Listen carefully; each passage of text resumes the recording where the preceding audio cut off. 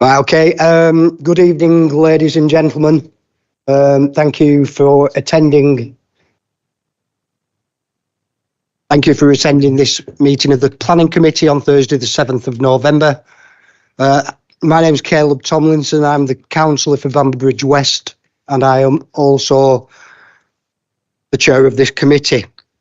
If you are attending the meeting because you have registered to speak, when called up, you come to the table here, press the speak button, and you have 4 minutes to make your representations.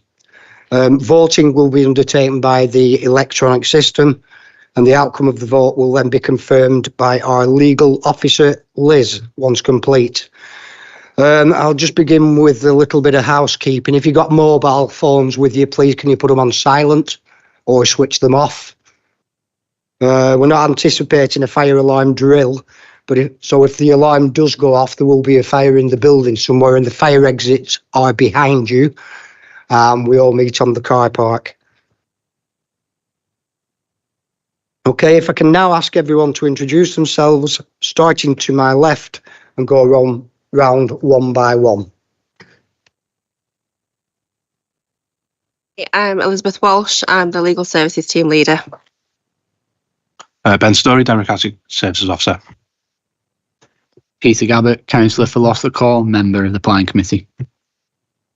Chris Lomax, Walton Liddale East. Good evening. John Rainsby, Councillor for Hoole. I'm a substitute for another guy for Phil Smith. Good evening, Councillor David Shaw, representing Howick Priory in Penwitham. Good evening, Councillor Peter Pillinger, representing Buckshaw and Worden.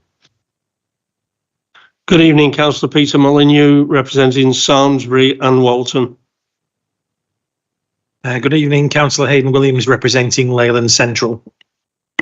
Good evening, Councillor Mary Green, representing Moss Side and Midge Hall.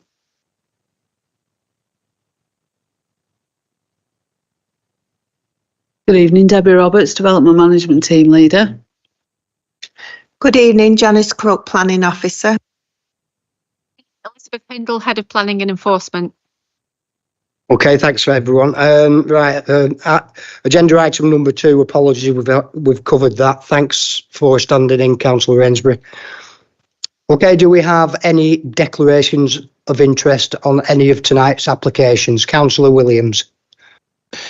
Yeah, I'd like to declare an interest in item 8, the commercial yard at Bretherton Terrace.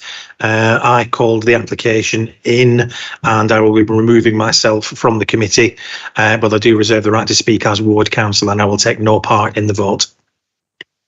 Okay, thanks, Councillor Williams. Councillor Stringfellow.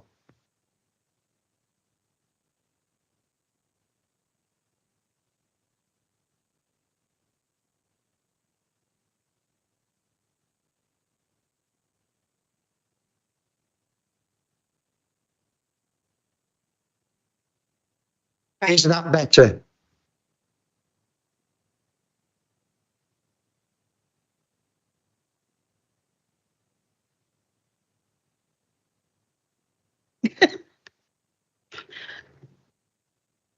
Okay, that's better. I need to declare a non-pecuniary interest. I have had meetings with the residents, so I feel I should sit this one out. Okay, thanks, Councillor Stringfellow. Councillor Gabbert.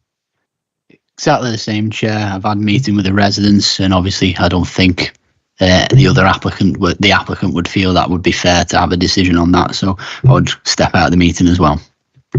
Okay, thanks for that.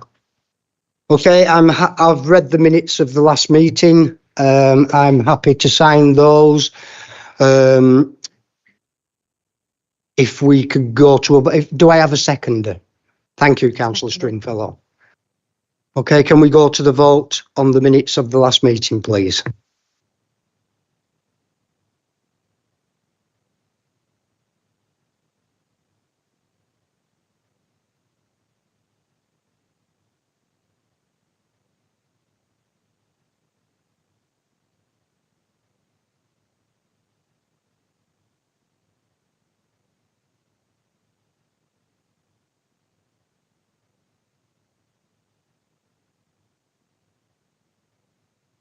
Councillor Mullen, sorry, Mr Mayor, were you here at the last meeting?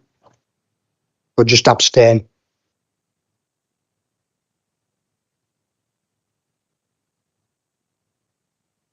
Okay, Liz, sorry. Those minutes have been approved. Thank you. Do we have any appeal decisions this evening? We don't, Chair. There's no appeal decisions to report. Which is good news. Right, let's move on to our agenda item number 6, which is the Penwortham Girls High School on Cop Lane in Penwortham. Debbie, if you'd like to present this item. Thank you, Chair. Excuse me. Penwortham Girls High School covers roughly a 6-hectare site. It accommodates two Part 2 and Part 3 story teaching blocks, ancillary buildings surrounding hard standing and playing fields. The buildings are along the northern boundary with playing fields to the south and east. There is access in the northwest corner off Cop Lane into a small car park. There's tree screening on the eastern and southern sides, and there is ornamental tree screening on Cop Lane, but generally the building is visible from the highway.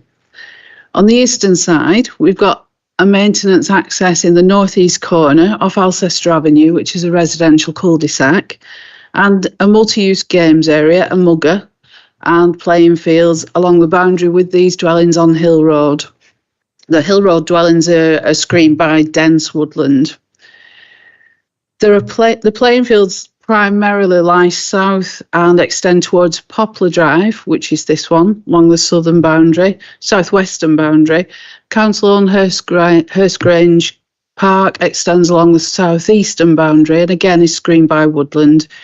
There's a small substation in the southwest corner and the second maintenance access around here roughly.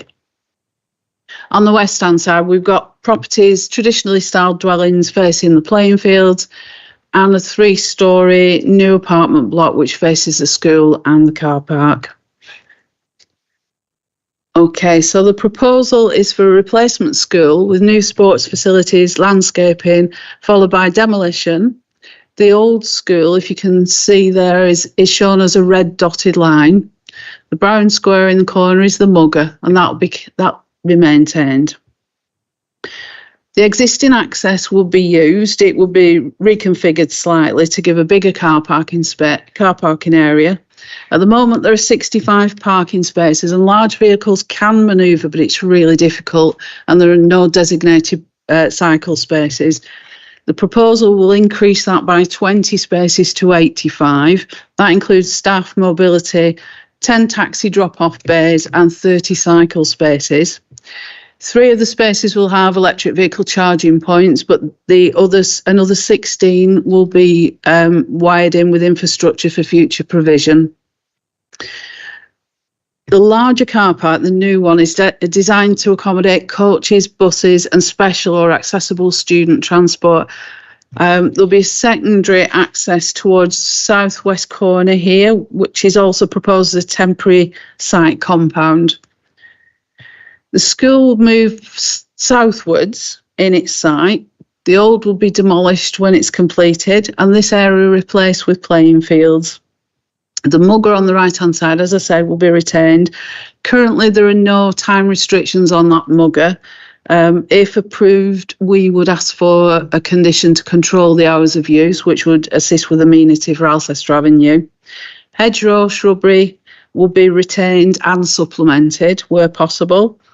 And we've had acceptable hard and soft landscaping, drainage, security and lighting schemes.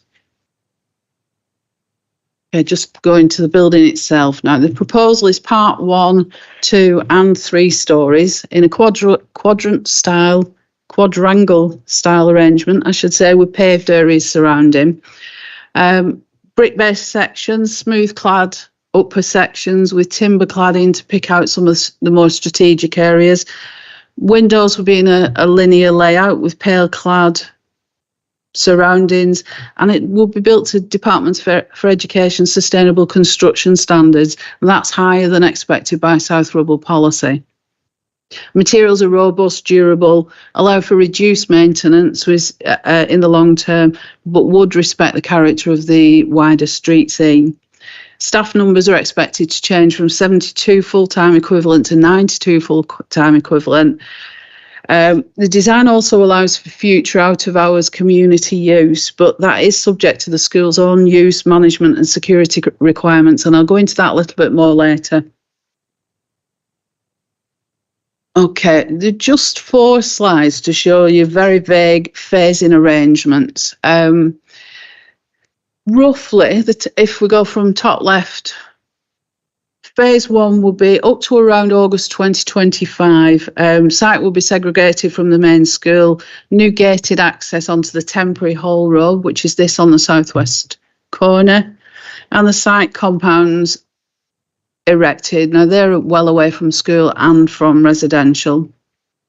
Phase 2A would see perimeter hoarding installed, the new school and the landscaping completed, the temporary school car park reinstated, and the early demolition of a garage and canopy, which is this top corner, just to unlock the site. That would take around 2 months, but now these dates are very provisional, as you can imagine. Then there will be demolition of the western side of the school over the October half term. Hoarding line will be moved back and the full car park provided. Now that shared access will be controlled by the contractor to make sure that it's safe for all parties. And the eastern side of the school will be demolished out of school hours. The applicant is aiming for October and Christmas school holidays to try and avoid disruption. And once that's all finished, demolition will be completed. The dark areas on this final plan will be surveyed and works undertaken, and the existing car park surfaced, anticipated by March 2026, which is fairly fast turnaround for a project of this size. Okay, just some photographs to set the scene a little bit. This is a view from southwest corner. Poplar Drive is on the right-hand side behind the railings, with Hurst Grange Park behind the trees on the right-hand side. Hill Road dwellings are behind the trees in the middle screen. The school will be roughly, very roughly, where these trees are on the left-hand side. Okay, facing the right-hand photograph, I've got my photographs the wrong way around. On the right-hand side, we've got Hardwick Grange, which are apartments. They face the school. And this is the existing access, which will be increased. So there'll be better car parking, better internal manoeuvring, and quite a lot of betterment, I think, for Cop Lane and its residents. And the Mugger viewed from Alcester Avenue, no change. As I said, there will be a condition which would improve hours of use. The school itself would move 100 metres away from houses on this side of the site, so that's a lot better for them. And the view of Poplar Drive, the closest property will be 43 metres from the new school, which is more than acceptable in terms of spatial separation. We've had 13 objections, but we've also had 38 letters of support. We've not had any statutory objections apart from Sport England on 2 counts, and they're detailed quite heavily in your report. But in brief, the playing fields aren't quite arranged as they would like them to be. The developer has provided a scheme which in principle is workable, but we've not had an up-to-date agreement yet. Regardless of that, there is a second point in that Sport England expects certain levels of community use. The proposal has been designed to offer this, but the schools confirm that at the moment, the costs of staffing, security and maintenance, which would be funded by the school's budget, there would be no additional funding for that, can't be offered. It's just excessive in financial terms. Because of that, and because currently that community use isn't available, Sport England won't withdraw their objection. As a statutory consultee, if members decide to go against that objection and approve the school, and officers recommend that they do, the decision must be referred to the Secretary of State for 21 days. So the recommendation tonight is approval with conditions, with a decision deferred to the Chair, Vice Chair and Head of Planning and Enforcement once Secretary of State's responded. Thank you, Chair. Okay, thanks for your presentation, Debbie. Okay, we have 2 registered speakers on this application this evening. We have Sharon Hall.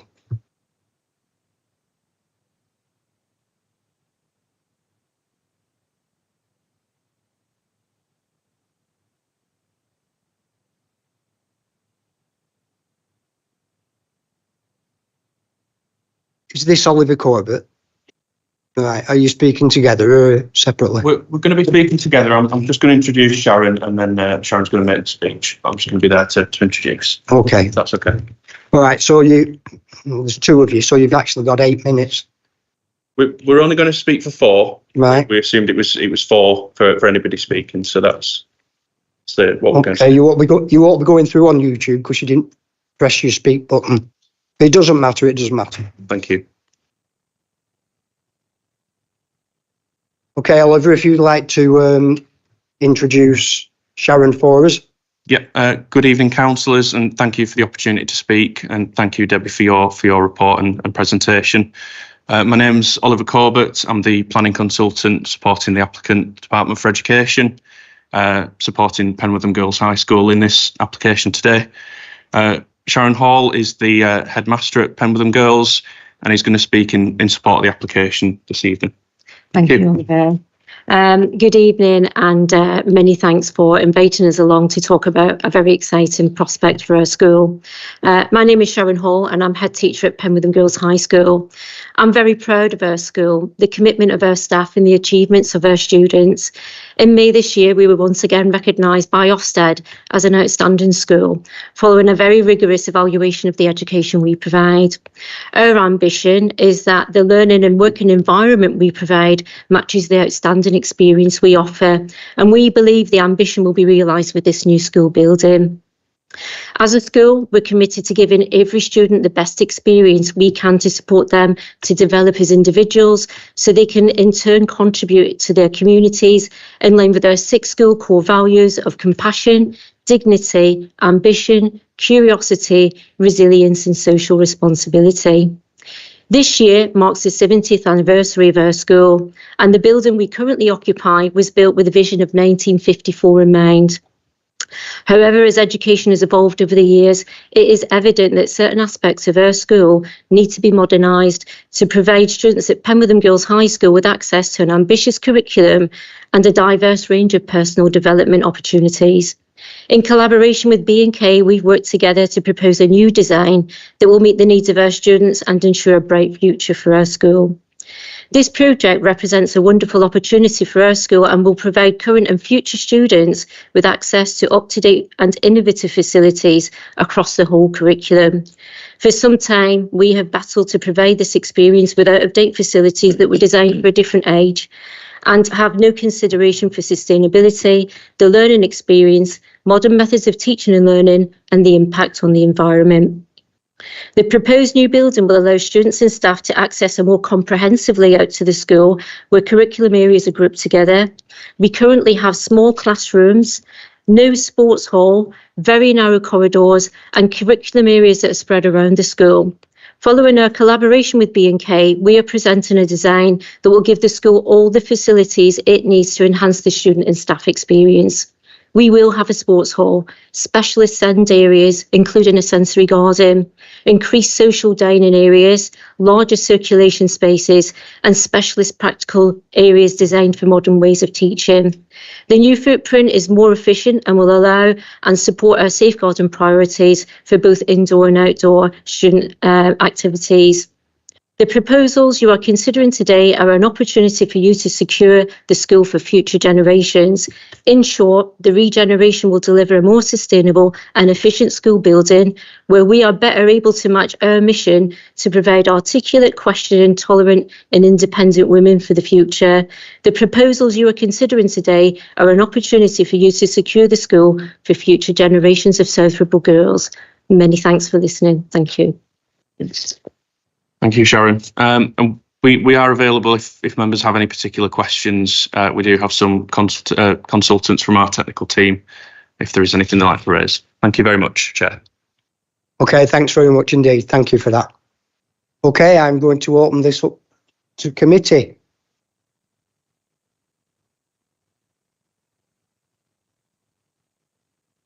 Councillor Mary Green. Yeah, thank you, Chair. I mean, any sort of improvement to the school is great. I mean, if the school needs rebuilding and that's what's needed, that's better for all the future pupils and everything, that's great. The only concern I have is the concern of the sports fields, which is same as the Sports England's raised. Also, the amenity to the residents on Poplar Drive. Obviously, if the school's nearer to that, they might have a bit more noise at break time, etc., which may need attending to. There's no hedges down Poplar Drive, whether that could be incorporated to give the residents a bit more privacy down there. And that might just muffle the sound a little bit if there's some hedging down there. I see on page 12 of the report, there's a new path which divides the playing field and the sports hall planned. This footpath, as it says in the report, is going to restrict the flexibility of using the pitch for some sports. For instance, if football is restricted, that's sad because now, you know, football is getting even more popular with girl pupils as well as boys, whereas once of it might not have done. But now girls are into football as much as boys are.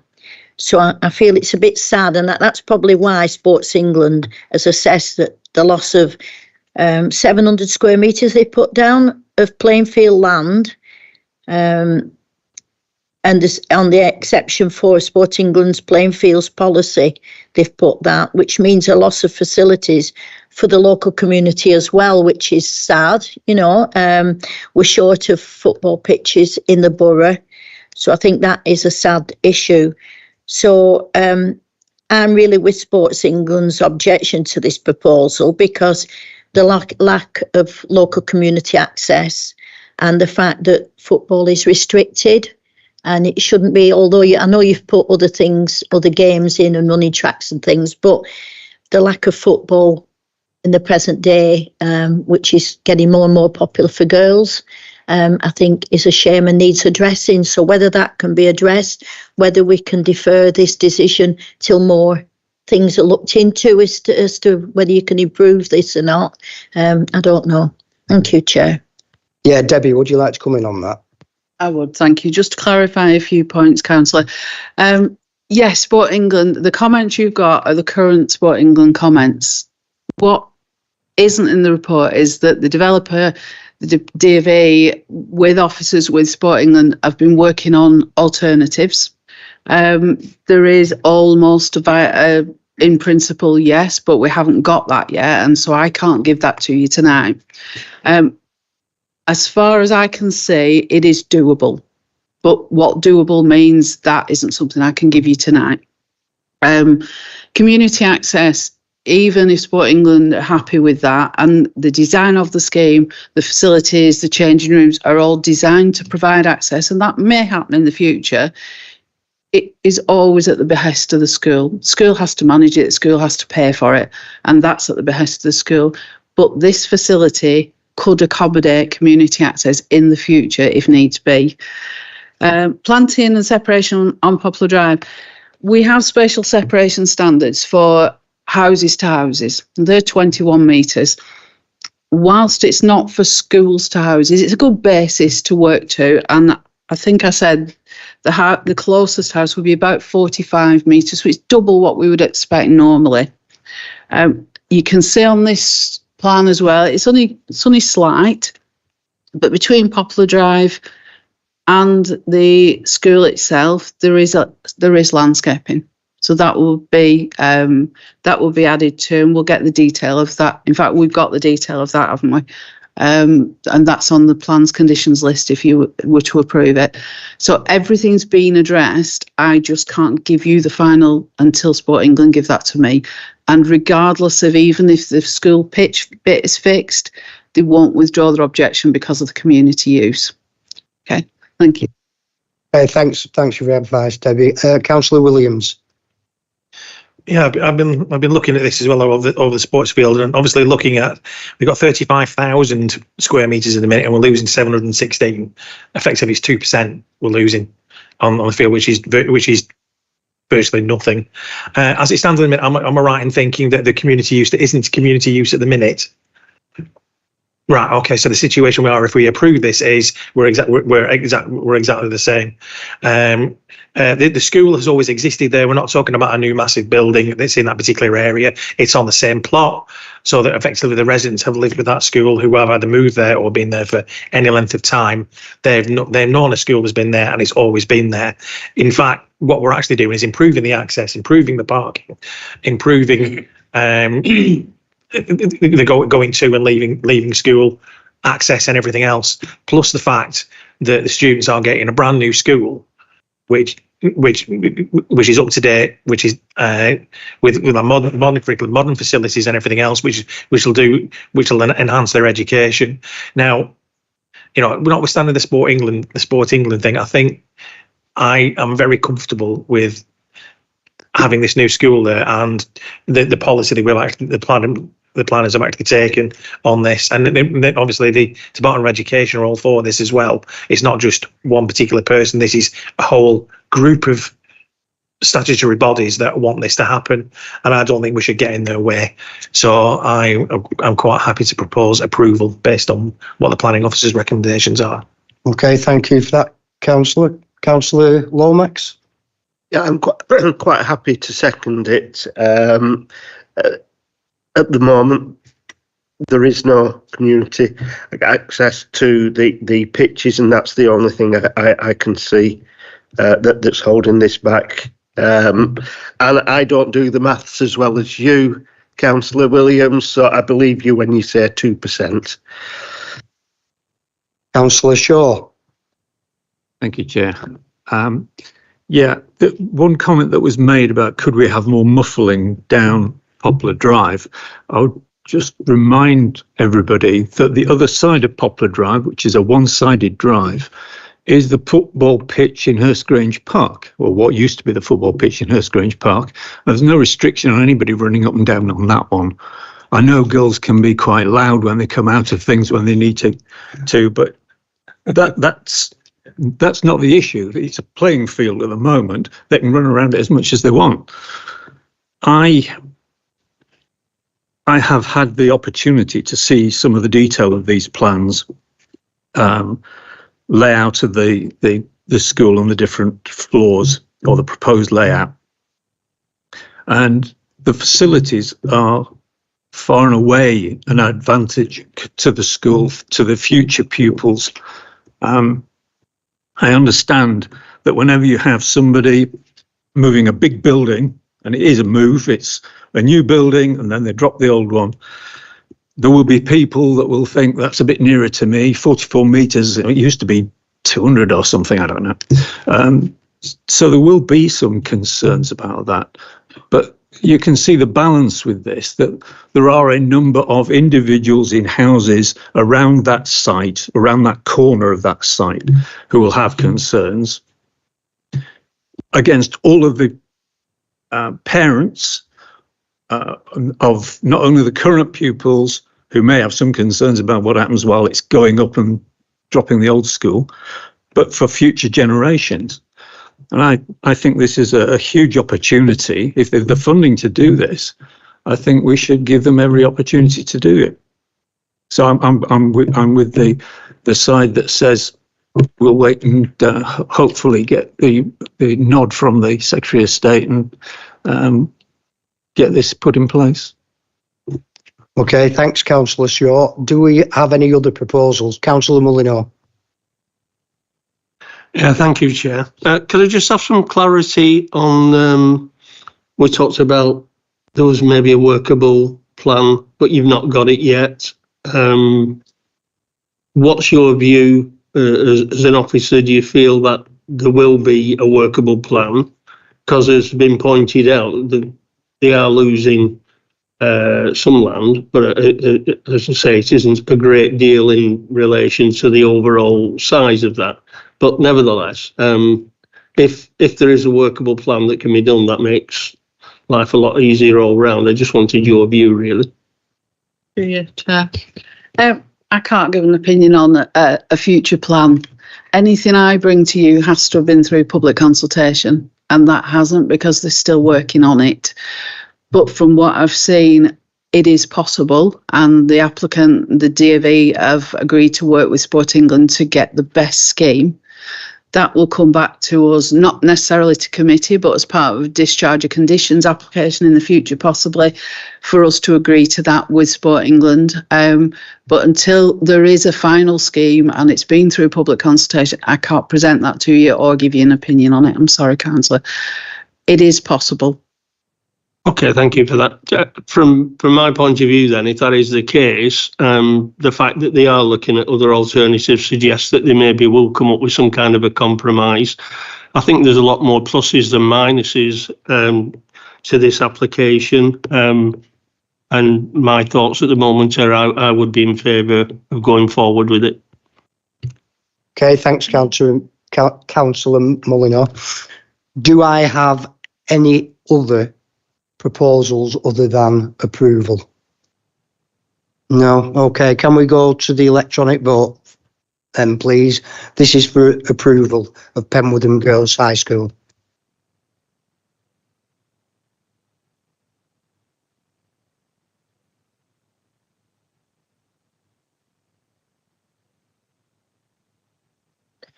Members have voted and they have voted in favour of officer recommendation. So the application is approved with conditions, and the decision will be deferred to the chairman of the planning committee, vice chair and head of planning and enforcement once the Secretary of State has responded. Okay, thanks very much for that. That's the end of agenda item number 6. So we now move on to agenda item 7, which is Lostock St Gerard's Football Club, and Councillors Gabbett and Councillor Stringfellow are leaving the room for this item.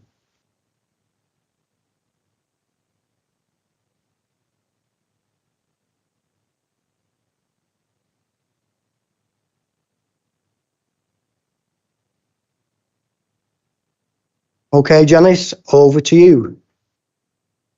Thank you, Chair. Yes, so this application relates to one of the football pitches on Watering Pool Lane, which gained permission in March 2020 and is operated by Lostock St Gerard's Football Club. So planning permission 2019-12519 full was granted, which was for the formation of the football pitch, installation of 4-metre high retractable netting, and the creation of an additional car park with 50 spaces. Now, the planning permission was granted with another number of conditions being imposed.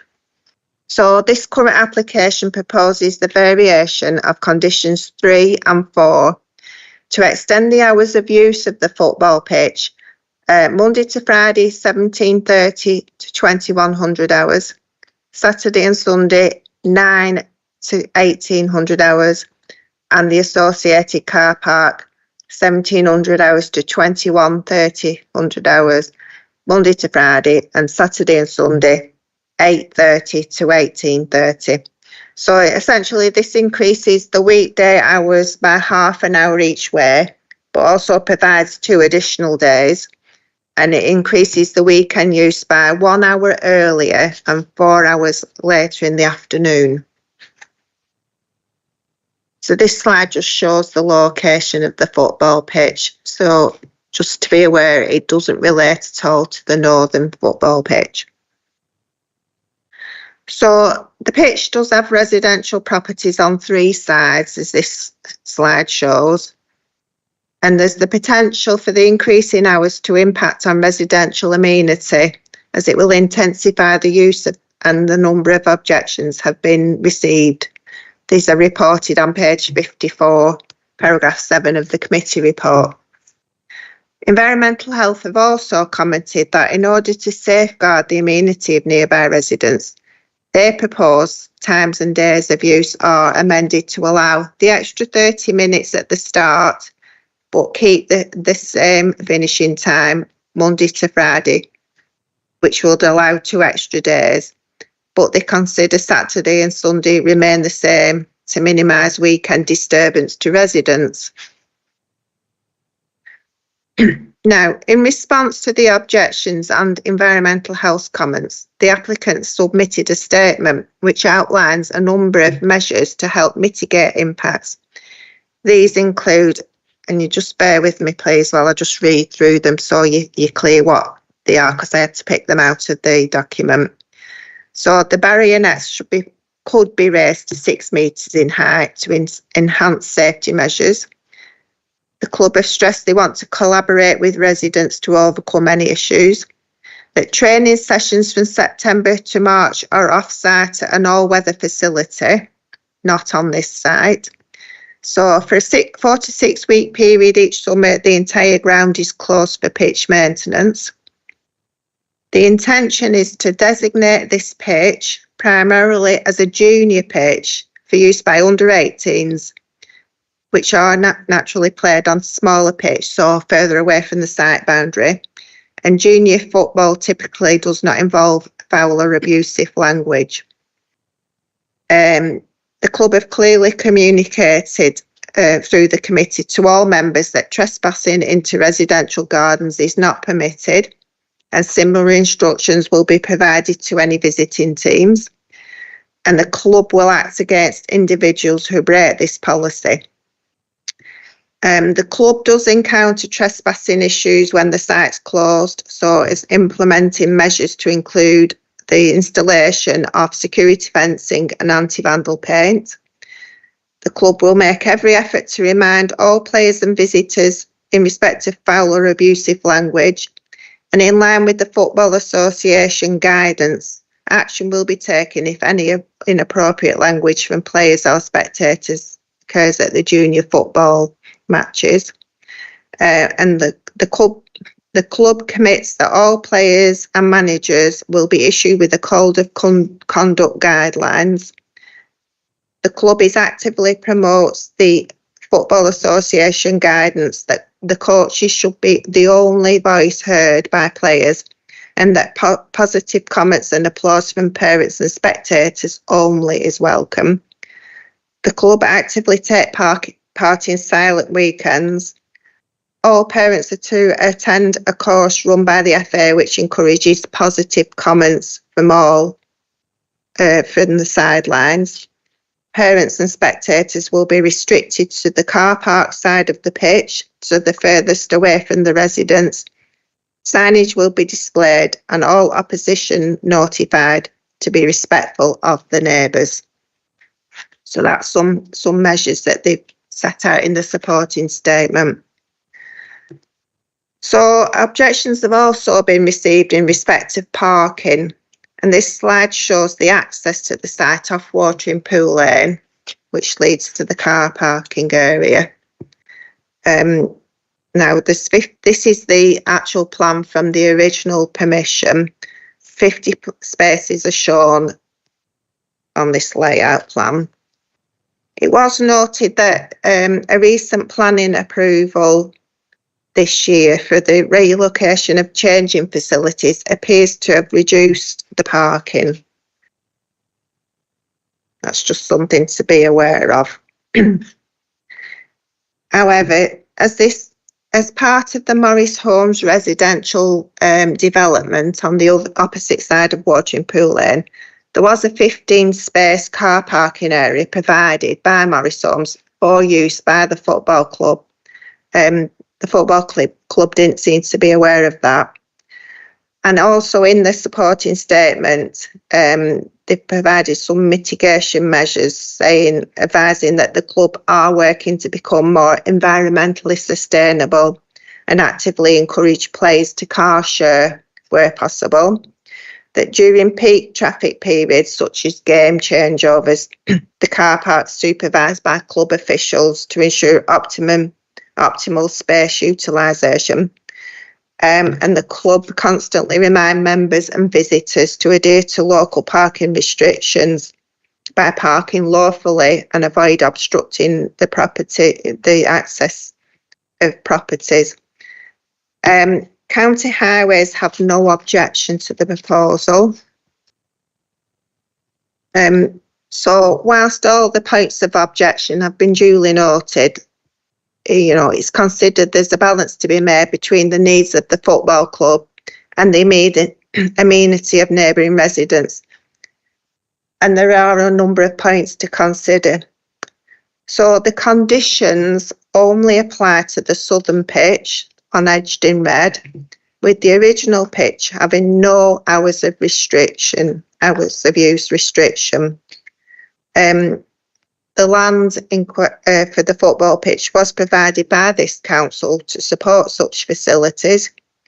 There's policy requirement to provide sports pitches for new residential developments, and Section 106 monies were used for this pitch. The hours applied for are to provide the club with more flexibility, but will not be required at all times. And importantly, there is a lot of policy support for the provision of sport and recreation facilities.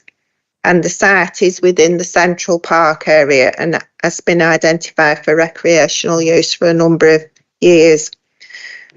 So it's considered that the applicant should be given the opportunity to fully implement and put into practice the measures set out in the supporting statement, and that a temporary 12-month permission be granted to allow the situation to be monitored. And if successful, the applicant could then apply in 12 months for a more permanent extension to the hours. I'm just proposing a slight change to make it more robust to condition 2. So I'm suggesting that within 1 month of the first use of the extended hours of use for the St Giles football pitch, if you approve it, a programme shall be submitted to the local planning authority for prior approval in writing, which sets out the mitigation measures to be implemented in accordance with the submitted supporting statement dated September 24. Just wording it slightly differently, so it puts the onus on the club to set out those mitigation measures clearly, because when I read through the statement to find them, the ones that I read out earlier, it was a bit of a sort of some here and some there, so I thought that might make it clear if we change that condition. Right, thank you, Chair. Okay, Janice, thanks for your presentation. Right, we have 2 objectors. We have Claire Westbury, please.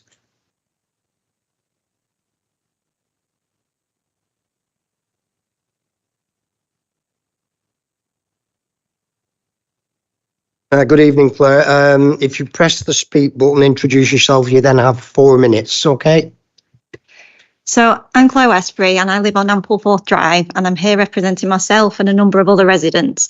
And our back garden's back onto the new pitch.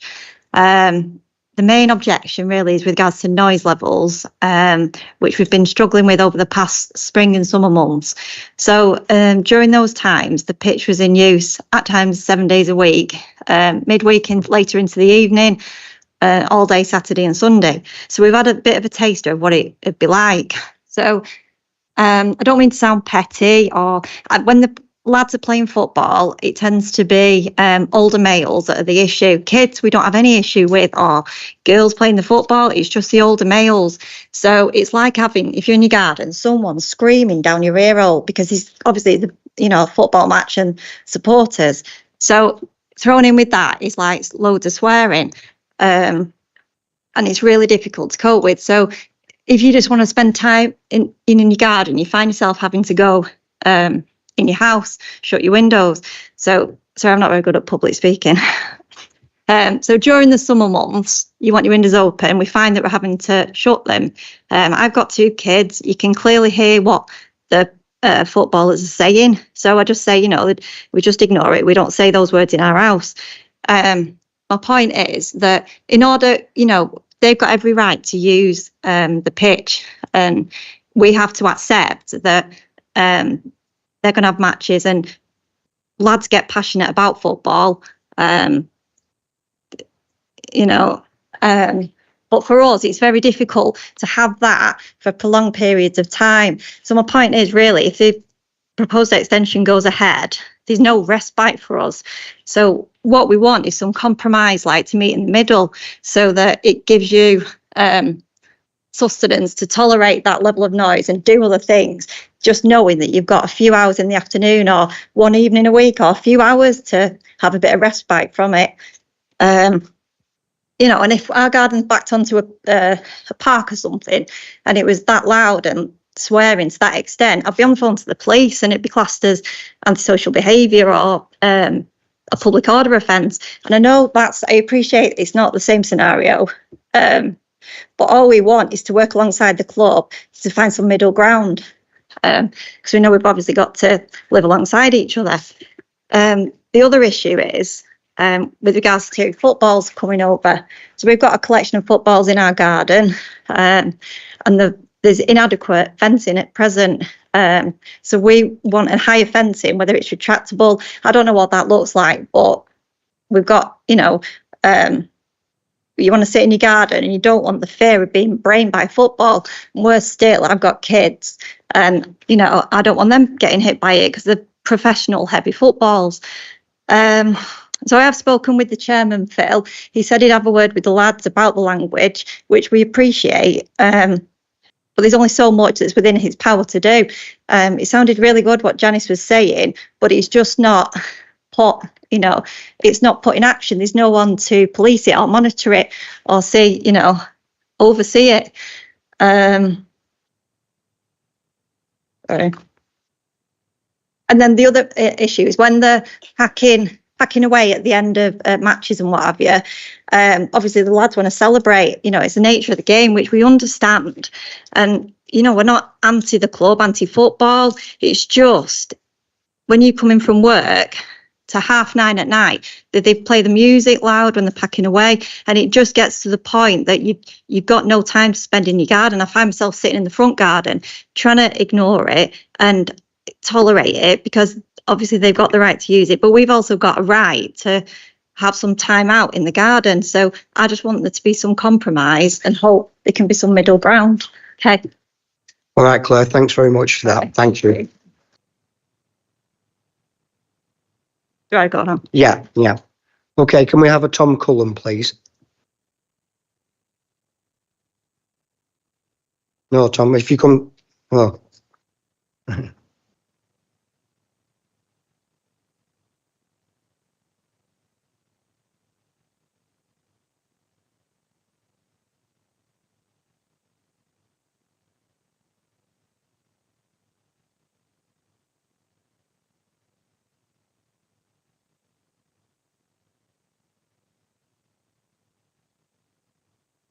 Hello. Hi. Hi. So my name's Tom. I'm a resident of Watering Pool Lane, and the football pitch in question backs directly onto my garden. As with Claire, look, I'm supportive of the local football club. It's obviously important to the community and also a benefit to myself. It could have been houses, couldn't it, with both people overlooking me. However, and first of all, I did not object to the first planning permission when the club was first established, or sorry, the pitch was at least established. However, the original restrictions were put in place based on the amenity of the local area, for which this is clearly a contradiction with regards to the extension of the use in both time and number of days. We are already subjected to significant noise pollution during times of use. And this is only going to be made worse by the extended hours. The noise itself lasts quite late into the night, as stated, and usually far past the times that are actually permitted. But the idea of having additional days being attached onto this then adds a consistency to the noise. As Claire's already put, most of us work 9 to 5, Monday to Friday, and I deserve the right to peace when I come back from work. I need time to rest. I need to recharge at night. And that's pretty difficult to do when you have a number of people, whether that be the people playing the football or supporting the football, shouting very extremely loud. And this can be heard not only in my garden, but within my house as well. And so it's significantly distracting and quite affects yourself quite severely. It's not only the noise itself, but the nature of the noise. So we regularly get foul, abusive, sexist, derogatory language, especially from the male players and potentially the coaches as well. I appreciate the measures that are potentially being put in place here. They sound great, but again, these aren't being policed. You know, this is already a mandate by the football club to be put into action, and clearly has no effect. This is something that I regularly hear from day to day, weekend to weekend, and it's quite disturbing and something that my young family and others don't need to be exposed to any further. Beyond the noise issues, there's also the increased likelihood of exposure to injury and property damage. Now, I appreciate the increased height of net proposal, but to be fair, it's already a scar on the landscape behind my house. I don't want to see a larger net there. It's not attractive. And if you've ever seen the one at Bamber Bridge Football Club, it does not look in any way nice, especially if not maintained well. Myself, I've nearly been hit a number of times with footballs. Some of my property's definitely been hit, and I'm actually concerned about letting my young family and my small pets out into the garden at times during play. Other neighbours have been actually hit by the ball. One in particular was using a power tool at the time, and so could have quite easily had a significant injury to themselves. And equally as well have solar panels and windows broken by the balls flying over. You know, I appreciate the benefit to the community here, but this is affecting lives, and it's seriously detracting from our ability to enjoy our property, our right to peace, and overall the value and amenity of where I live. It's something that I feel quite strongly about. And yeah, thank you. Cheers. Okay, thanks very much, Tom. Thank you. Right, we have Councillor Leslie Pritchard. She isn't the ward councillor, but she's the councillor for the ward next door. Is that right or not? Yes, thank you, Chair. I'm a councillor in Lostock Hall, so the football pitch isn't in my ward, but the residents live there. As Tom and Claire have both said, Lostock St Gerard's Football Club is a valued community asset. We all accept that, and we want to support the club. But residents have raised concerns with us as ward councillors, and I don't need to go through them because you've heard them talk very eloquently about that tonight, so I don't need to repeat it. I wanted the committee to hear the residents' voices before they made a decision. And it was really important that they were able to come tonight, which is why I called the proposal in.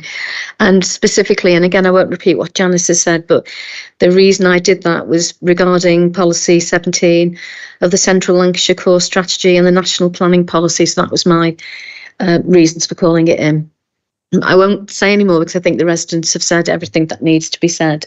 But as I say, we all accept that the club is a valued asset, and this is about finding a way to for everyone to sort of come out with a result that they want. Okay, thank you very much for your time. Okay, thanks very much, Councillor Pritchard. All right, we have the applicant, Stephen Donaldson, with us, who would like to address committee.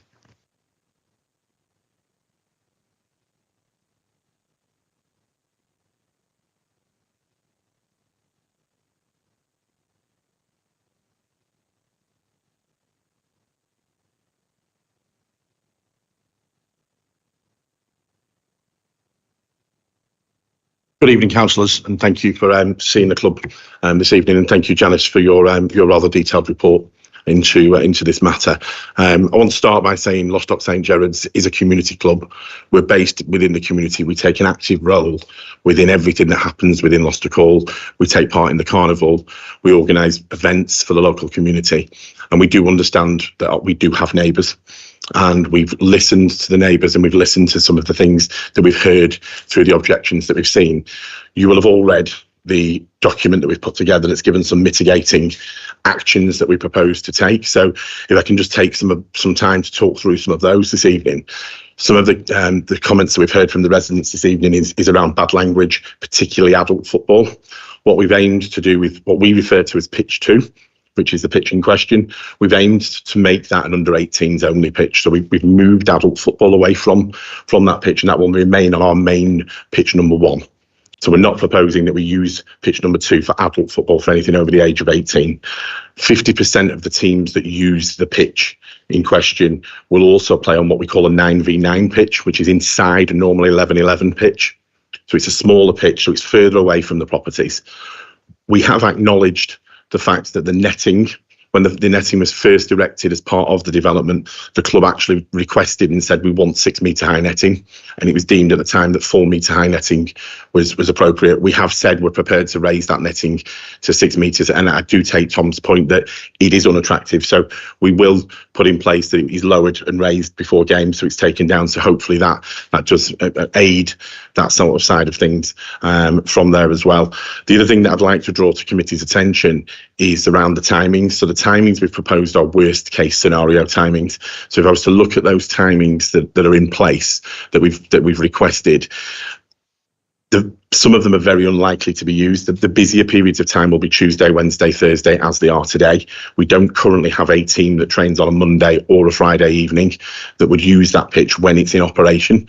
The other important fact about the timings is from the end of September, as Janice put in her report, up until early March, then generally speaking, everybody trains off-site at an all-weather facility because we don't have floodlights down at the ground, and it's also too wet. So we don't train down there for large periods of the time. If I refer to the weekend hours that we've proposed, Saturdays and Sundays, again, if I look at Saturday, right now we don't have a team that is registered to play in a league on a Saturday. So the likelihood right now is that there will not be any matches that take place on that pitch on a Saturday. What may happen is there may be some light training that takes place, but again, our commitment would be that it would be juniors only under the age of 18, no adult football that would take place on that facility.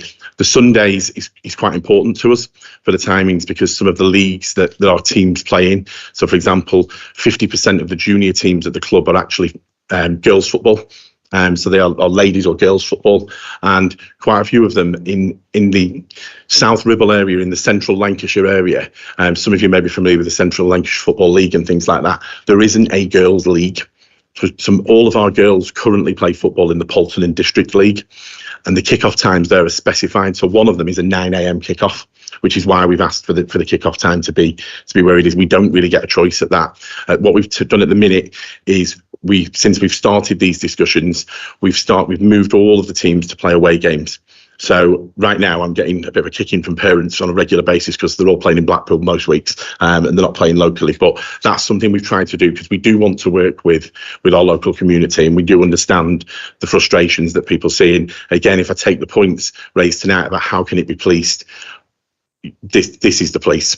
So we're happy to work with people, and the document details everything we do. Thank you very much. Okay, thanks very much, Stephen. Thanks for that.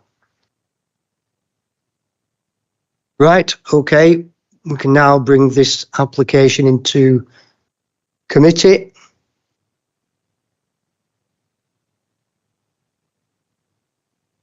Councillor Lomax.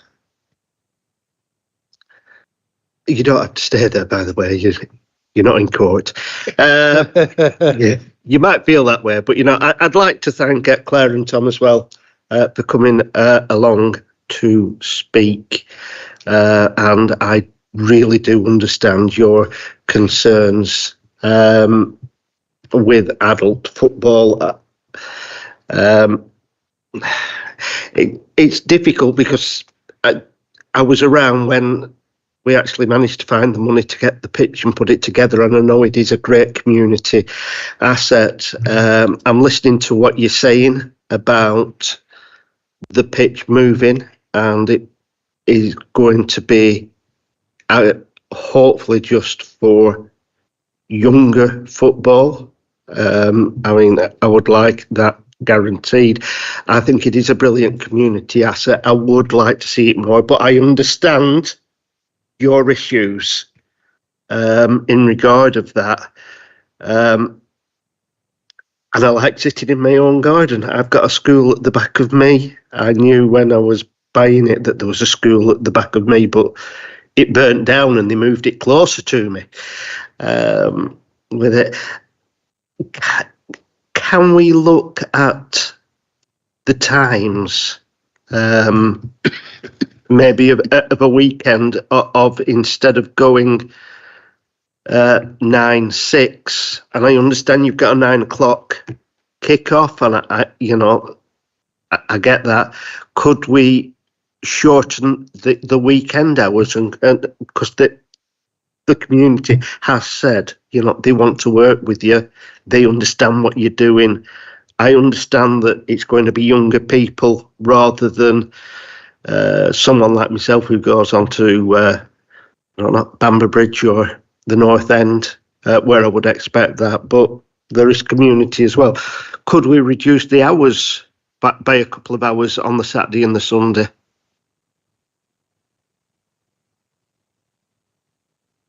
Councillor Lomax's question was, could we put in the conditions we reduce the hours on Saturday and Sunday till 4 p.m, 1600 hours? Yeah, like I said in the report, those are the maximum hours that they've applied for to allow for flexibility.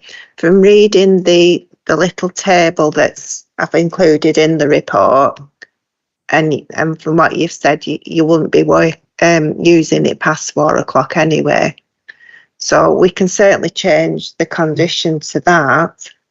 From what I understand from Mr. Donaldson speaking tonight, that they won't be using it on a Saturday anyway.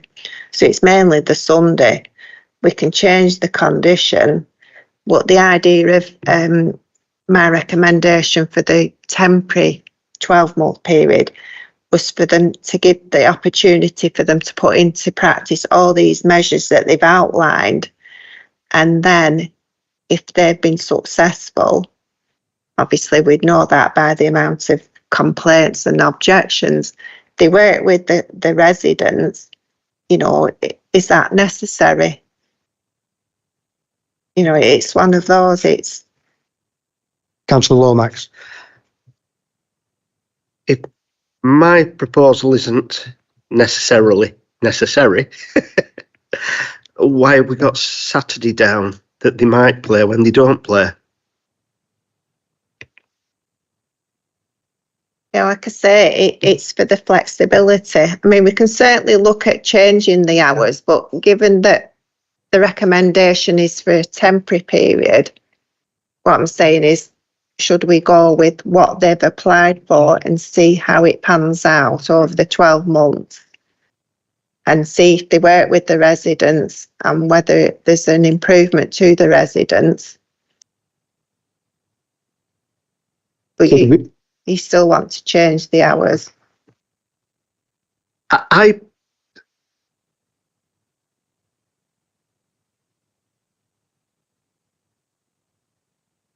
I personally would, but I am willing to listen to other members of the committee.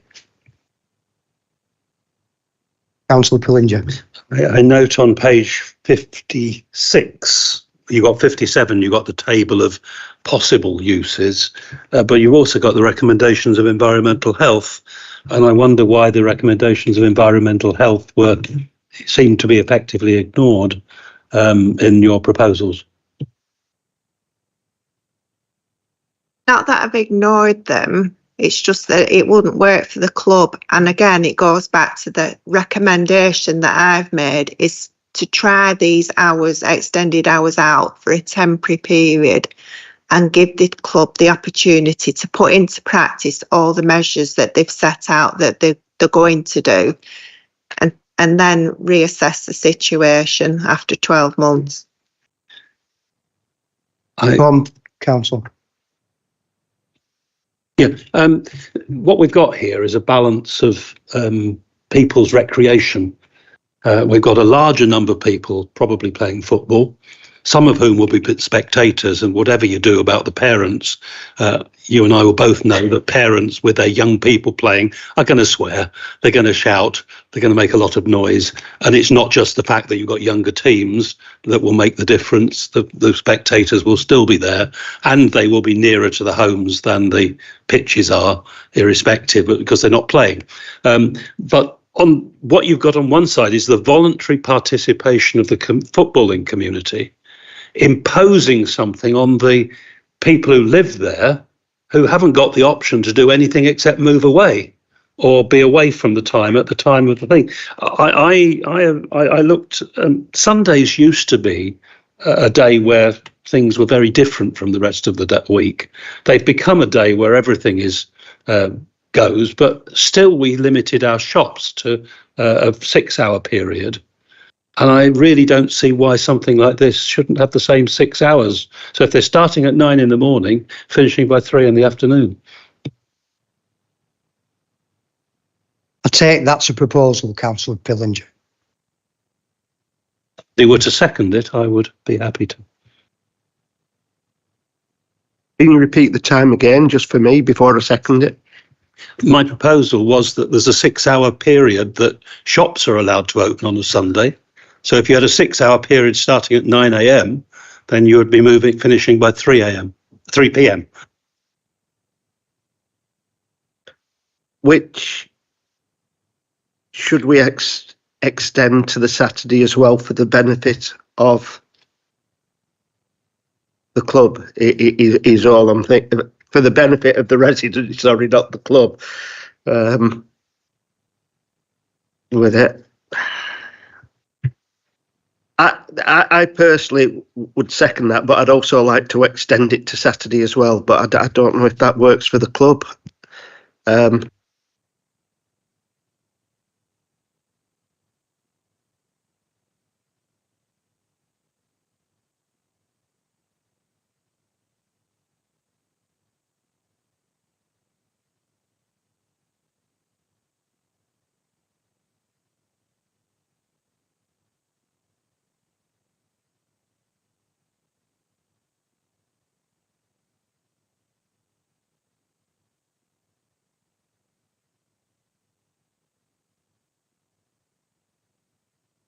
Councillor Mrs. Green. Yeah, thank you, Chair. I'll agree with my colleagues. It's a very difficult application, this. On the one hand, you've got a sports club that's giving facilities for young people that we immensely need in every area of the borough. And I applaud you for trying to, put in rules and regulations. I think that's applaudable that they've put this document in about restricting this, restricting that, stopping this, stopping that. The problem is with sport, is you don't need me to tell you, people get excited, people get enthusiastic. It's part of the sport, it's part of the players. As my colleague said, it's part of the families that go watching, even if the younger people, if the children or the young people don't swear and that, you're going to get the parents geeing them on and they get excited and all this is going on. And that's part of the sport, that is part of the fun. But it shouldn't be part of the life of people who have to live near it. I know you can say you're living near a field, you expect to have these sort of things going on, you know when you go and live there what you're going to have, etc., etc. But it doesn't mean to say that they've got to suffer in excess this sort of nuisance, shall we put it, that's determining the lives they've got. They can't relax, they can't go in the gardens, they've got children that have to listen to all this. It's not good. So I can see both sides of it. It's very difficult, really. And as much as you want to restrict it, you won't restrict people's behaviour. I don't think you'll be able to restrict people's behaviour, however well-meaning you are, and I can see that you are well-meaning. And I wouldn't like to say anything that's going to restrict the club either, because it's essential. It's very, very difficult. But I think we need restrictions put in on, like you've said. You need to try and do it as much as you can. I feel that the hours should stay as they are or be shortened. Definitely shouldn't be later, because if it's going to be young people, what are young people doing playing football at 9 o'clock at night when it's during the week? If they're at school or at college, they need to be home and going to bed or resting or whatever. So I don't think that would be used anyway. And you've said it might not be used, weekends might not be used. So it's a bit up in the air, really. And I think we need to have tight restrictions for the sake of the residents. So I'm all for having the hours shortened if that's what you decide, if that's what the officers decide on the hours. They definitely shouldn't be lengthened, I don't feel. And I'm all for having a check-up after 12 months, see how things have gone. I mean, if they've carried on being a nuisance, even the hours being restricted, in my opinion, should be restricted more if this behaviour is carrying on and they're not following the rules that the club's put down. So I'm all for voting with my colleagues if they decide to vote to have the hours shortened. I'm all for that. And I definitely think that patrol after 12 months, that check-up should be in place as well. Thank you, Chair. Okay, thanks, Councillor Green. Councillor Lomax. Can I just ask, it's Steve, isn't it? Did Steve use his full 4 minutes? Because I want to ask one question. Yeah, I'll allow it. I'll allow it. It did, actually. He used 4 minutes and 23 seconds. But you naughty boy. Would you be happy if this went through with some reduced hours, sir? So I think in terms of weekends, 4 o'clock works for the club. As we said, it gives flexibility. Last winter was one of the wettest winters on record, so we lost a lot of playing time. That's why we ended up with fixture congestion. But 4 o'clock works on a Sunday. On the reduced hours then, and with it coming back next year, it would have to come back because this is only for a year. Then with the reduced hours, I would propose that. And I would say, if there is a problem, then you come back next year. But I don't know if this is going through. That is what I would say. You get reduced hours on the Saturday and Sunday. And hopefully the mitigation that they've put in place will work. And if it doesn't work, then it will. Well, it is coming back anyway. So I would propose that with reduced hours. Okay, so Councillor Lomax has proposed approval with the reduced hours on Saturday and Sunday.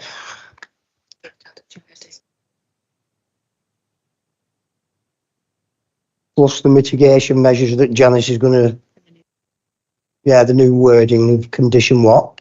2. Yeah? Yeah, that's right. Okay, Councillor Molyneux and then Councillor Green.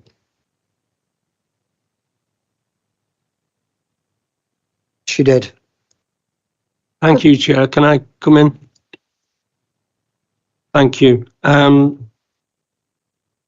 Yeah, this is, again, everybody said this evening how very difficult it is for the residents and for the club.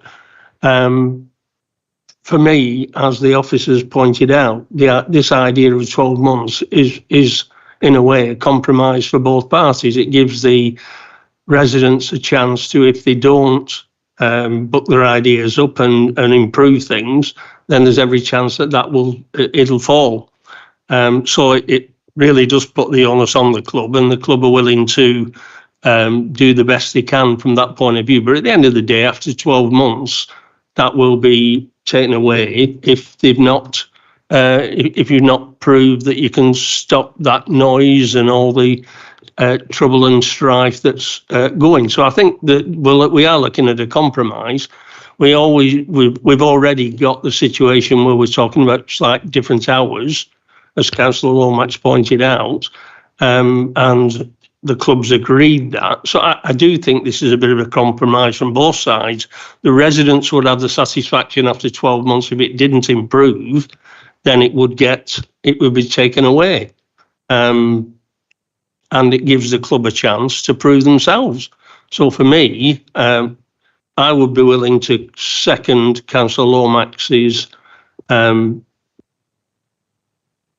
with the hours, if you want to reduce the hours as well, I'm quite happy with that. But I do think this is a good compromise, but probably the best compromise, because either way, one or the other are not going to be happy. So I do think this 12 months is a good thing to do, and let's see what happens in 12 months. Thank you. Okay, thanks, Councillor Mullinall. Councillor Mrs. Green. I was just going to second Councillor Lomax, that's all. Councillor Williams, are you making another proposal?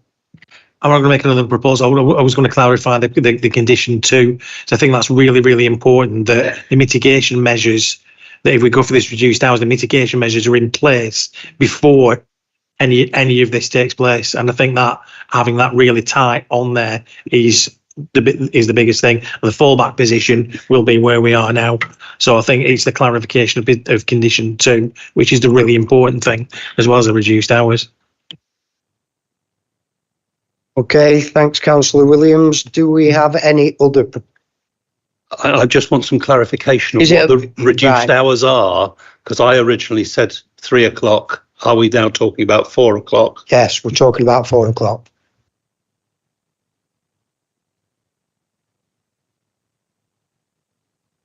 Right, has any member of committee got any other proposal on this application?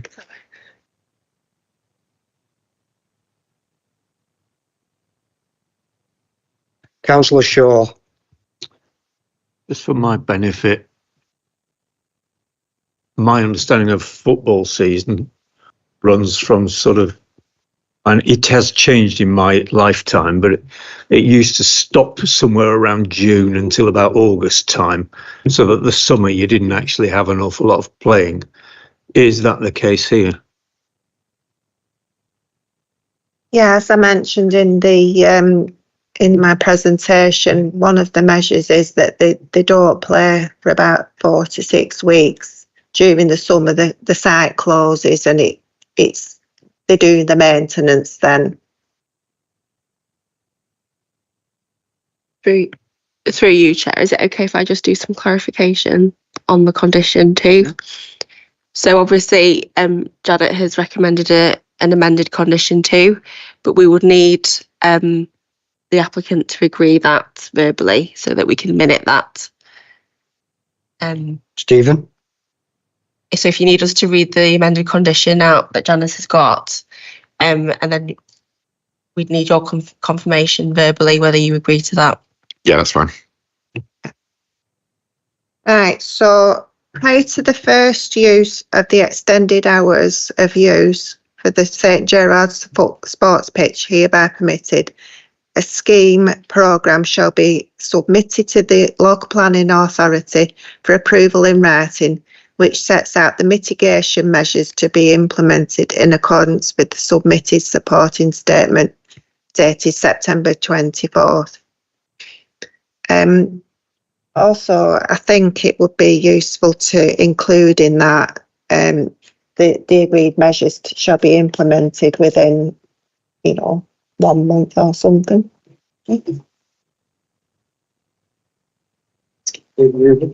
Yeah. Yeah, that's fine. We're happy with that. Yeah. Right, so if we have no more proposals, can we go to the vote? And this is for approval with all those conditions. Sorry, I just want to make sure that you understand what we're voting on. It's just so it's clear that you'll be voting on the amended recommendation, which will be to include Janice's amended condition 2 with a reduction of hours at the weekend, 9 till 4 p.m.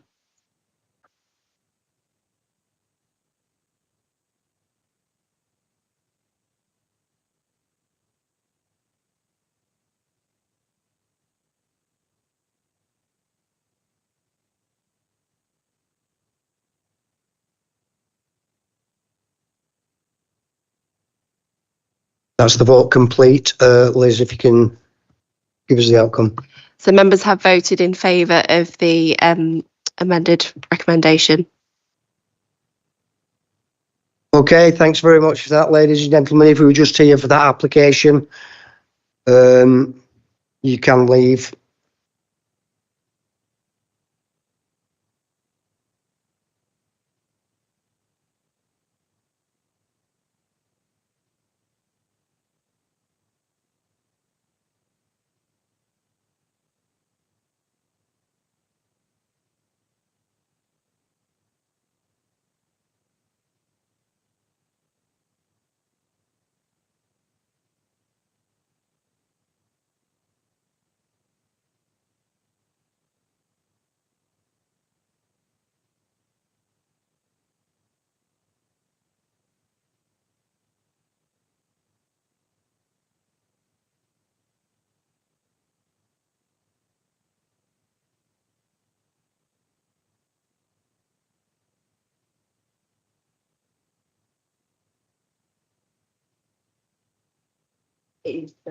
Right, okay, ladies and gentlemen, move on now to item number 8, the commercial yard at Bretherton Terrace in Leyland. Debbie, if you can if you can present this item, I'll just go on the record. Councillor Williams has left the room. I think that'll be for the duration of this application but then he'll come back and be speaking on it as the ward councillor. All right, Debbie, thank you. Okay, thank you. Right, we're talking about a commercial yard at the end of Bretherton Terrace in Leyland. It's vacant at the moment, but its lawful use is B2, which is general industry, and there are no restrictions on that use. The site's fenced. There are 3 buildings within with parking and manoeuvring space, and there is gated access on the eastern side, which is off Bretherton Terrace. Bretherton Terrace is a cul-de-sac. On the eastern side, Bretherton Terrace residential and the boundary with 9 Charnock Street. North and west boundaries, we've got the back of dwellings on Alice and Dorothy Avenue and a small car park. That's partially screened by fencing and trees. 5 metres from the southern boundary is a daycare centre off King Street and an undeveloped banked parcel of land beyond which is Turpin Green roundabout.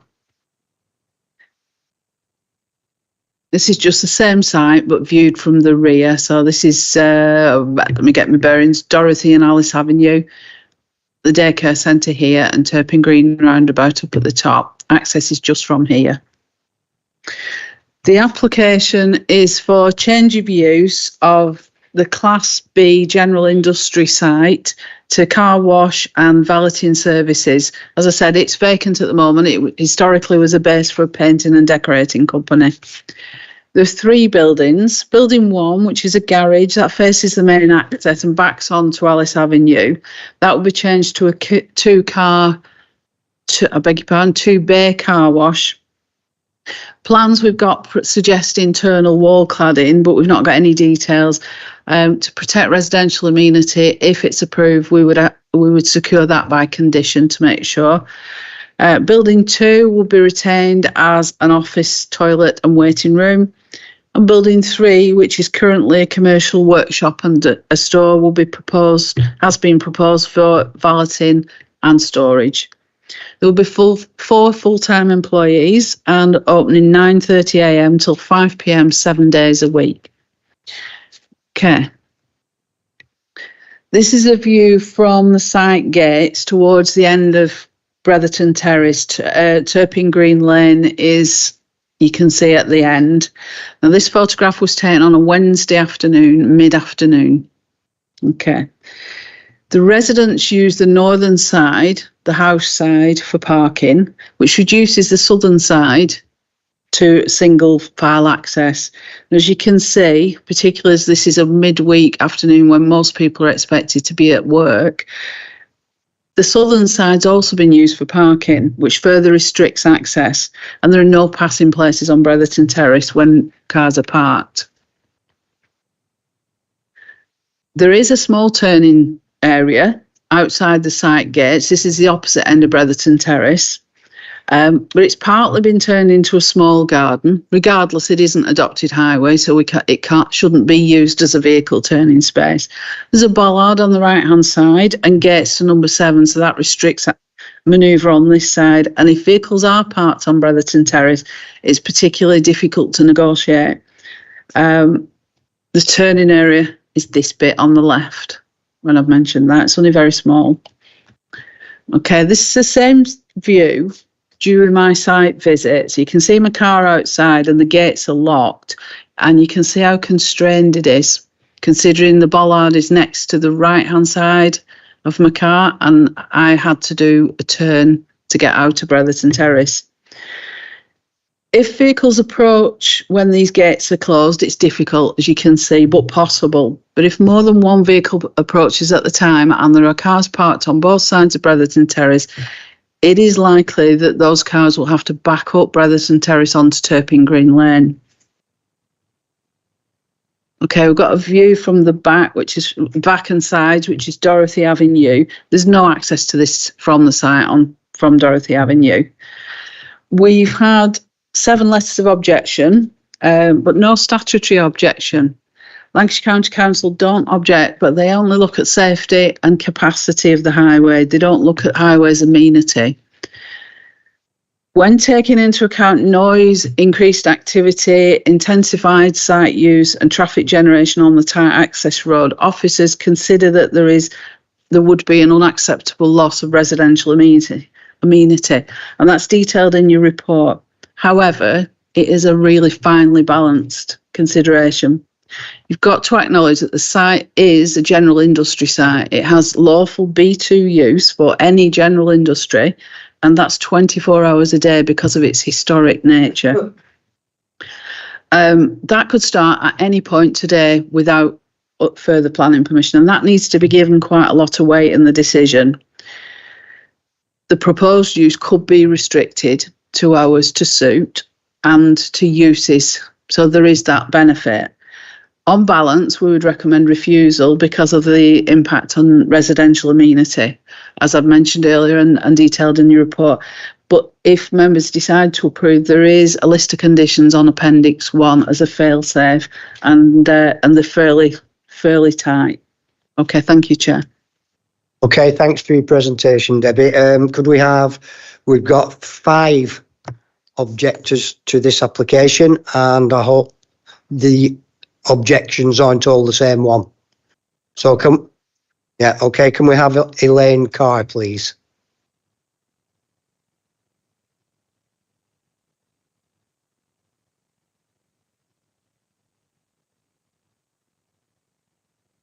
Okay, Elaine, you have 4 minutes. Okay. Just press the speak button. Good evening, everybody. Can you hear me okay? Right, my name's Elaine Carr. I own one of the properties on Bretherton Terrace. Obviously, I'm conscious, we don't want to be repeating ourselves here, so we have coordinated our responses. So I just want to bring to your attention the applicant's planning and design statement, paragraph 6.2. Where Mr. Hamad has basically said, and I quote, it's considered the proposed development would contribute positively to the character of the area without adverse effect on the character of the area or the amenity of neighbouring residents. So in response to that, I'd just like to say that 200 cars a day going up the single track road would not contribute positively to the area. And also, I just want to bring this paragraph to your attention because we don't want you to get the wrong picture of Bretherton Terrace and our community, and basically to suggest that the car wash would contribute positively, we consider an insult. So that's what I would like to say. Thank you. Okay, thanks very much for that, Elaine. Thank you. Right, can we have Alice Aspinall, please?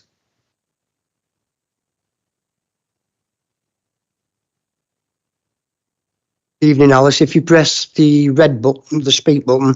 Thanks. Hi. Okay. Good evening. I actually live on 153 Balcarres Road, which is on the corner of Balcarres Road and Bretherton Terrace at Turpin Green Lane End. So very much I feel part of Bretherton Terrace and the community that is there, and it is very much a community. I am speaking from the opposite end of the road to the yard and the sheer volume of traffic.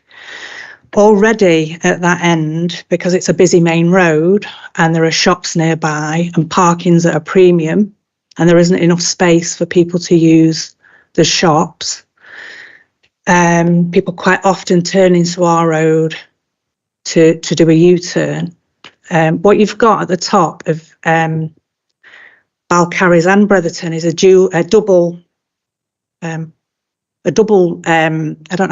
entrance. And they sweep across historically to do a U-turn to go to the shops. They don't go to the roundabout and come back, they turn in. And if traffic is trying to do that, whilst traffic is also trying to come in and out, I am concerned for pedestrian safety. And also the only access that I have to my house is from Bretherton Terrace. That's my drive is on Bretherton Terrace. There is no other access. So it's a bit of a blind corner anyway for pedestrians crossing and for me coming out of my drive. And obviously you've got everybody trying to get out of Bretherton Terrace as well. So that is a bit of a blind corner. And I know a lot of pedestrians that they're wondering, can they cross, can they not? And there's nowhere else to cross. So I'm very concerned about that, and also an accident waiting to happen for cars because of the sheer volume that would be coming down that end. Okay, thank you. Okay, thanks very much, Alice. Thank you for that. Okay, Jeanette.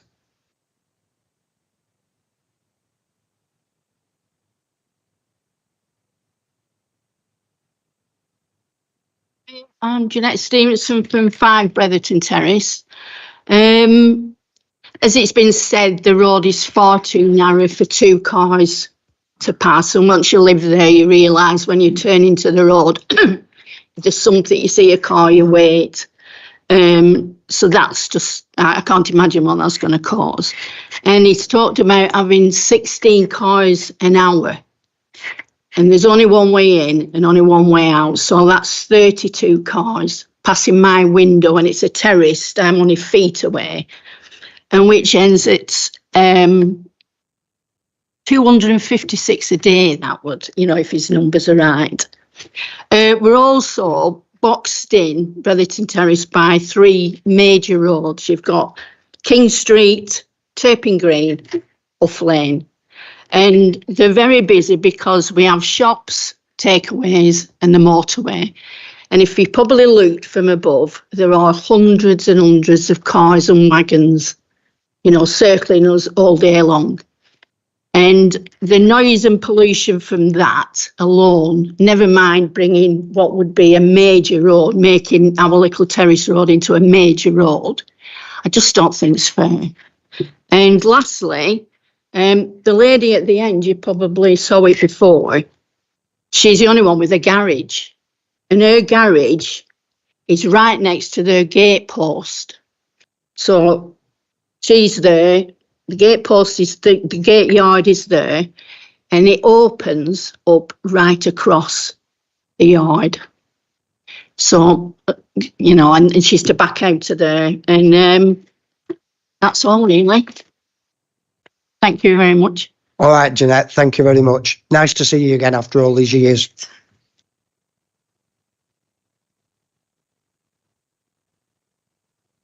Okay,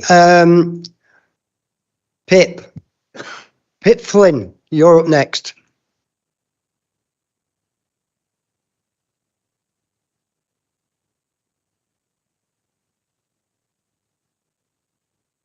The speak button, Pip. Yeah, you're looking well. Good evening, Mr. Chairman, councillors. My name's Pip Flynn. I'm resident of Leyland. I'm speaking tonight to oppose the planning application for the car wash. My objection is based on the amount of contaminated water or trade effluent which could potentially enter the current sewerage or drainage system. The applicant has stated that the car wash will be open 7.5 hours a day, 7 days a week, with 16 cars per hour passing through the facility. This equates to 840 cars per week. I've carried out some research, and modern car washes generally consume 30 to 45 gallons of water for every car. Based on this criteria and using the lower value of 30 gallons, there's an expectation that the 840 cars would use 3,600 gallons of water per day, 25,200 gallons per week. To put this in perspective, a large petrol tanker carries approximately 7,500 gallons. The water used will become contaminated with detergents, hydrocarbons, soil silt, fibrous rubber from the cars. Modern cars washes usually have separation tanks to collect the contaminants, yet there's no evidence of this on the proposed plans. Such separation tanks would have to have the capacity of processing 3,600 gallons per day. Contaminated water enters the tanks, where the heavier solids and silt settle to the bottom of the tank. The lighter liquids and hydrocarbons will rise to the surface and be retained within the tank. The treated water will exit the separator via the outlet. This water will then be piped into the local sewerage or drainage system. I draw your attention to the fax letter dated 11th of September 2024, sent to Mrs. Debbie Roberts from the Environmental Agency, and in a subsequent report which states the following: effluent discharge from any premises carrying on a trade and effluent generated by a commercial enterprise where the effluent, and this is the important point, is different to that which would arise from domestic activities in a normal home, is described as trade effluent. A trade effluent consent or trade effluent agreement with the water and sewerage company must be obtained before you discharge trade effluent to a public foul sewer or a private sewer that connects to a public foul sewer. There is no evidence, I believe, that such an agreement has been given by United Utilities to the applicant. To summarise, my concerns are: trade effluent could be discharged into the present sewerage system, which is probably designed for only 7 dwellings. The volume of contaminated water or effluent could possibly be 25,000 gallons per week. There's no mention of separation tanks being fitted to eliminate contaminated materials, and there's been no letter of agreement from the United Utilities to do so. I would ask that the councillors take into account my concerns and the points I have raised at this meeting when they make their final decision. Thank you. Okay, thanks for your presentation, Pip. As eloquent as always. Say again? As eloquent as always. Turn here. Debbie, did you want to come in on that? Yeah, just want to put one point of clarification. Mr. Flynn mentions the Environment Agency, and quite rightly, they've suggested measures which would need to be put in place. Those measures would be under separate licence, which are outside of this planning system. So if this was approved, the applicant would still need to run the gauntlet of those licences. That's not something we can deal with today. Environment Agency haven't objected. Thank you. Okay, is Bridget Reynolds here? She's here.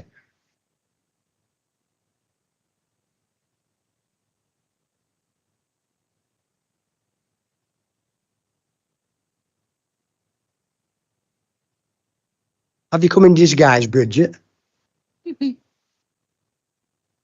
Okay, Bridget, welcome to the Planning Committee. You have 4 minutes to make your representations, okay? Hello, my name's Bridget Reynolds. I live at 3 Dorothy Avenue, which on the picture, the red line runs right through my property.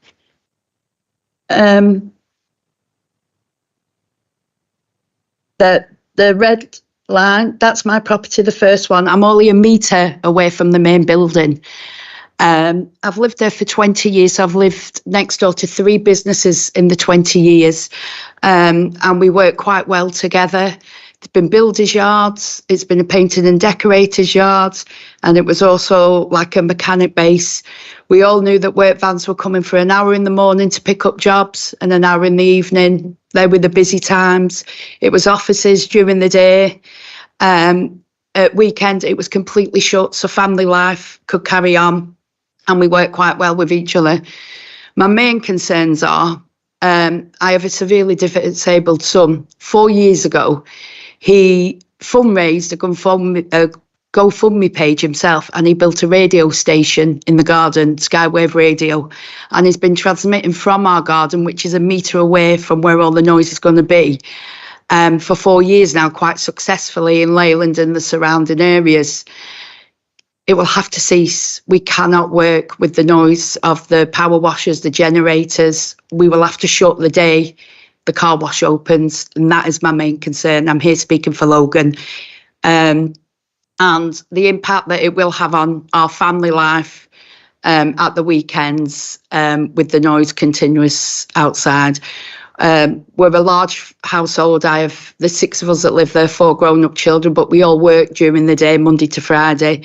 But at the weekend, it's our only rest time. It's our only relaxing time when we're all in the house. And it will have a large impact on us as a family, as well as Logan's radio station, which will have to cease the day the car wash opens because of the noise. Thank you. Okay, thanks very much for that, Bridget. Thank you.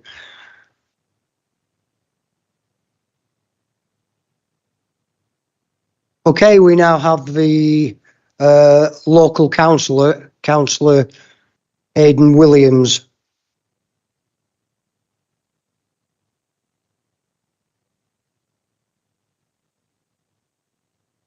I've got to say this is rather strange, and I don't think this has really happened very often, is it? Where remember the planning committee recuses himself and addresses the planning committee. So I'll be fairly brief because the residents have basically spoken for themselves.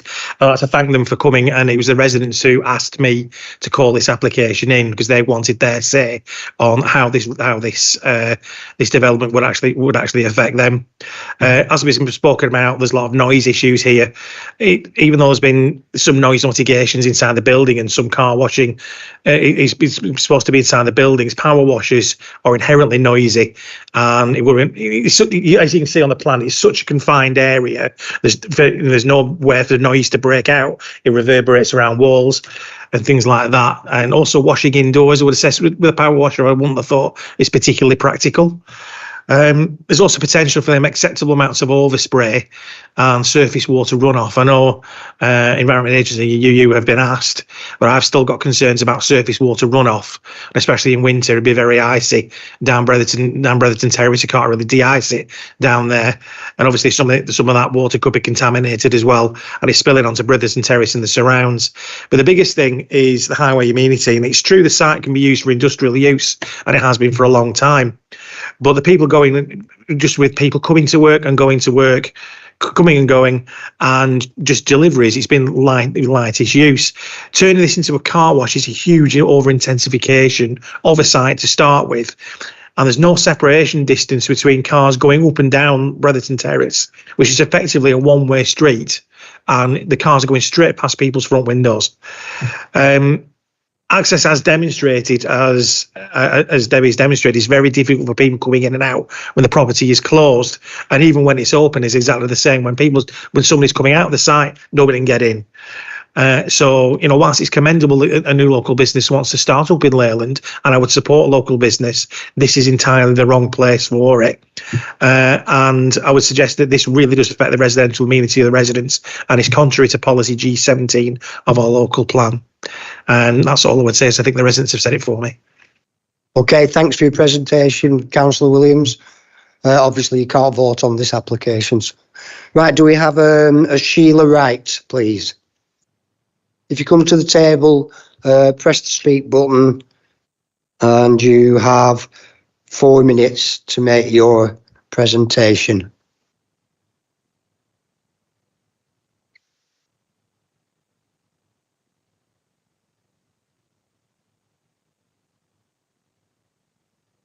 Good evening, Chair and members of the committee. Thank you for the opportunity to address you this evening. I'm Sheila Wright. I'm a planning consultant. I'm here to speak in support of the application. Your officer has provided you with a comprehensive report which acknowledges that this proposal is very finely balanced. I think there are several matters which warrant your consideration. Firstly, the report acknowledges that the site currently has a lawful B2 use, and furthermore that use is unrestricted. This means that there is no planning control whatsoever on what happens at the site. B2 use is general industry, i.e. use for the carrying out of an industrial process. It has permitted development rights to change to B8 storage and distribution. As it stands, therefore, the site could revert to heavy engineering or something like a double glazing manufacturer, or it could change to storage and distribution warehousing, all without the need for planning permission, and all of which could operate 24/7. In each case, the site could be served by HGVs or large panel vans, again with no planning control. The officer's report cites intensification of site use and increased traffic generation as things that count against the proposed car wash. However, it's not clear by what yardstick these are being measured. The only previous use mentioned is a painting and decorating company, which is a relatively low-key use. The real comparator, I would suggest, is the kind of uses I have mentioned which could occupy the site without planning permission and which could potentially lead to the intensification of use of the site and significantly greater traffic generation, both in terms of volume and size of vehicles involved. The report also mentions restricted access onto and from Bretherton Terrace. But the fact is that this will apply to any future use of the site, not least those unrestricted B2 or B8 uses that I have described. Against this background, the application proposal offers considerable benefits. Your officer has identified some of these: reuse of an existing employment site, benefits to the local economy, opportunity to restrict a currently unrestricted 24-hour commercial site. In other words, bring it under proper planning control. All the processes associated with the car wash would be contained not only within the site but within the buildings. Key matters such as noise and hours of operation would be brought within planning control, and I can say that there are noise suppression measures on all of the equipment. And thus ensuring you have a legal basis for regulating the use of the site in the interests of the amenity of local residents. It's notable that neither Lancashire County Highways nor the Council's Environmental Health Department have objected. Both are content that it could be controlled by appropriate conditions. The planning officer has helpfully put forward a list of suggesting planning conditions, and I can confirm that the applicant is happy to accept all of these. Finally, I know that it can be difficult to go against your officer's recommendation, but in this case, there's a very strong imperative to do so, to bring the site under proper planning control, and that is really the only way to ensure the long-term amenity of the residents of Bretherton Terrace. I thank you for your time this evening. Thank you. Okay, thanks for your presentation, Sheila. Thank you for that. Right, I can now open this. Councillor Mary Green. Thank you, Chair. I'm aware that it's been an industrial site for quite a long time, but I think it depends on the type of industry. As been stated by the residents, there's a difference between delivery vans coming in perhaps certain times of the day, or an odd van bringing stuff in and taking stuff out, than the constant stream of traffic that you're going to get with a car wash. That area particularly is very, very busy. The main road, Turpin Green, is the main thoroughfare from the motorway in both directions. So there's a constant stream of traffic going both ways, gridlocked at important times of the day. So there's going to be a lot of traffic and a lot of people who will use the car wash. I mean, in that area of Leyland, that part of Leyland, there's no car wash. So people travelling backwards and forwards that see the signs for the car wash will obviously find it very popular. And yes, in a different location than there, up that street, would be a good facility because it's probably needed in that area and it would be very popular. But it's in the wrong place. As has been shown on the slides, that road is very narrow.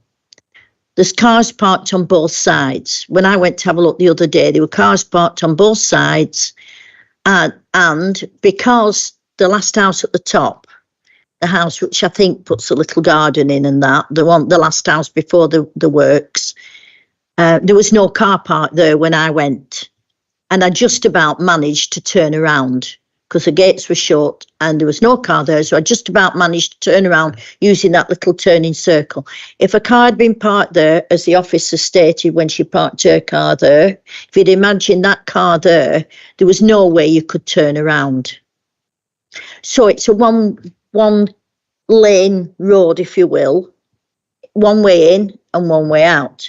Now, if you're getting cars queuing up for the car wash, which they do queue up, I know I go to the one on Leyland Lane and they queue up to go in and they queue up to come out because they do it in different stages.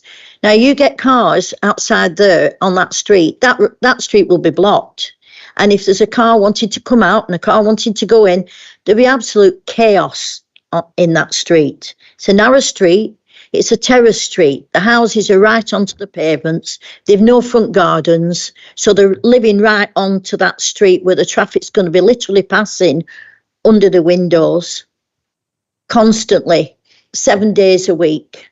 That's the problem I've got with the traffic. It's untenable and a total loss of amenity for those residents. Not counting the fact of the noise, which you will get noise from machinery, from the jets and dryers or whatever they use. It's a different environment from what they've got at the moment.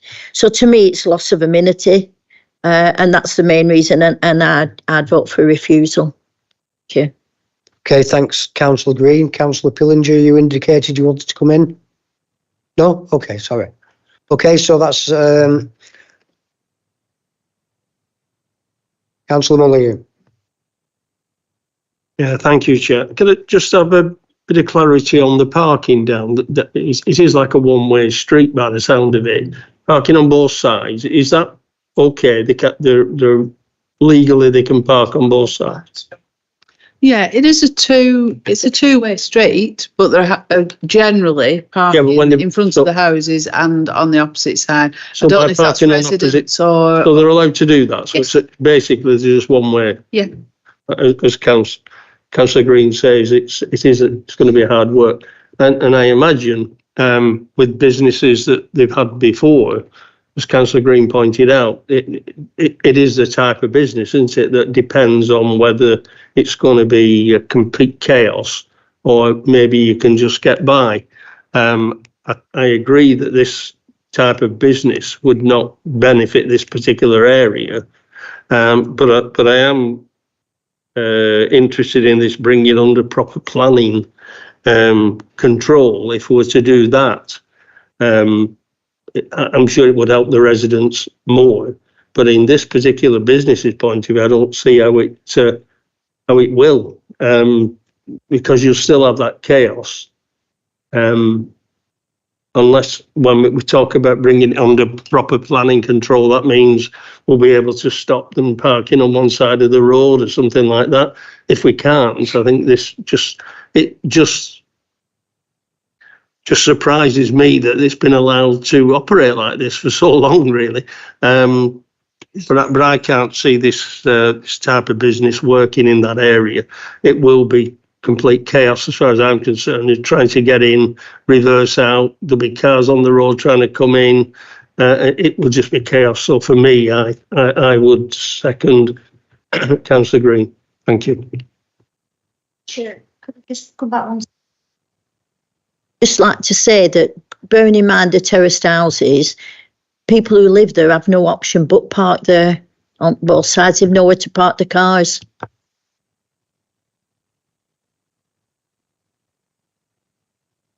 Yeah, I just wanted to clarify in terms of the highways and that road there wouldn't be any restrictions that we'd be able to put on that highway should you take the recommendation through to approval. So no, we couldn't restrict that highways. It's not required to be done from the Highways Department. All right, Lizzie, thank you. So you seconding refusal, Councillor Mulliner. Thank you very much. No, you've had your 4 minutes, yes. And I don't like that excuse tonight. 3 of you have made that. And I actually have an Apple stopwatch. You use your 4 minutes. Thank you very much. Councillor Gabbert. Thank you, Chair. I know we've got a proposer and a seconder for refusal. I know you don't need a third, but I was just going to put my 2p in there. I think the planning officer's report is very finely balanced, but I think it's one where common sense sort of takes over here. You can clearly see from the street, it's short distance, it's thin as well. You're going to have cars, especially the amount that the applicant's after. So I think we should just go with the recommendation and refuse this application. Thanks, Chair. Okay, thanks, Councillor Gabbert. Councillor Lomax. I'm just repeating myself. I can see that it would make an absolutely fantastic small unit with vans going up and down and turning around and coming out, but having 32 cars an hour passing, it just does not work. Thanks, Councillor. And finally, Councillor Pillinger. There was mention made that currently under the legislation it could be used 24 hours a day, etc. That would, however, be subject to environmental health and other matters relating to being not. So there would be no restriction to somebody making noisy stuff 24 hours a day? They would be restricted in terms of noise. If there was a statutory noise nuisance, yes, but they wouldn't need to apply for any planning permission whatsoever, providing it was the right use and it was within the confines of the lawful use, shall I say. I was trying to imply that there would be other restrictions on the use of it. It's not totally unrestricted because it has to have, there are noise restrictions, for example. Statutory noise restrictions for everybody, but they're a fairly high bar. So, yeah, they will be bound by those, though.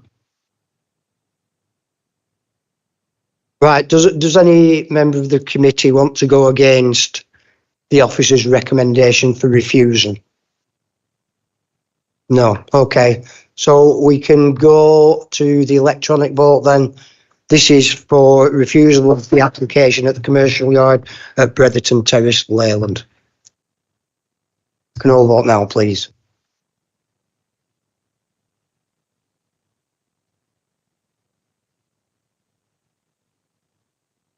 Yep. The members have voted in favour of officer recommendation for refusal of this application. Okay, Liz, thanks very much. Okay, so that's the end of agenda item number 8. Certainly.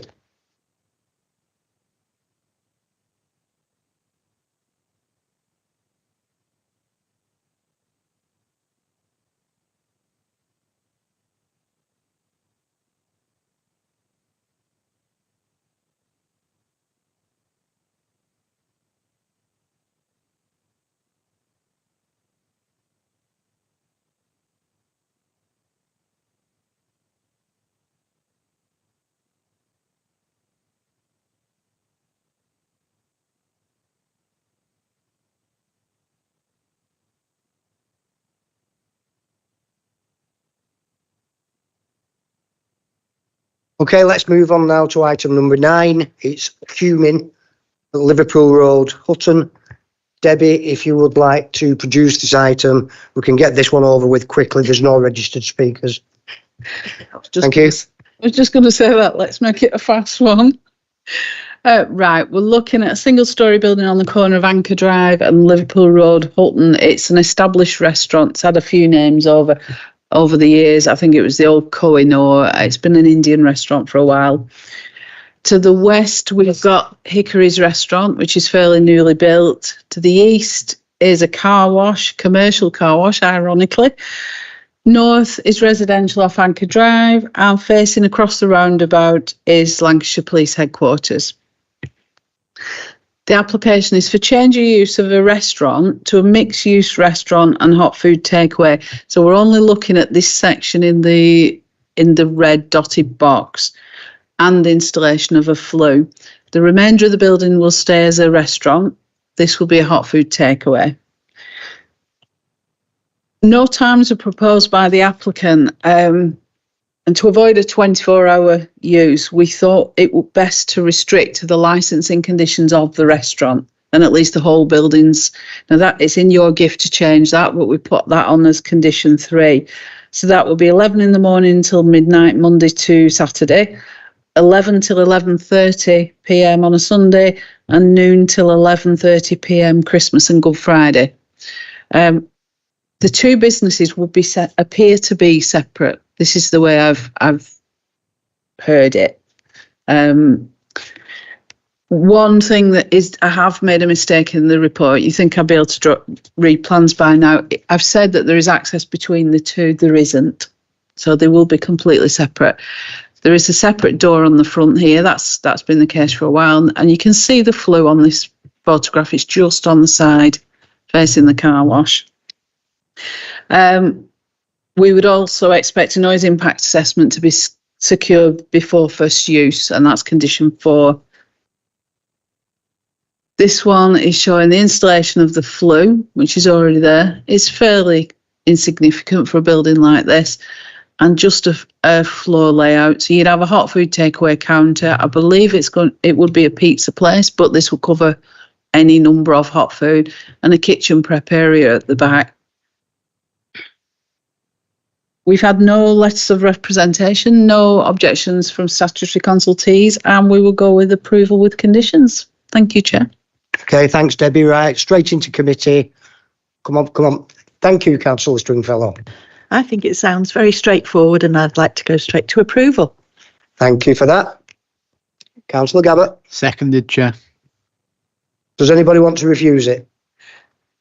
No? Great. Let's go to the electronic vote.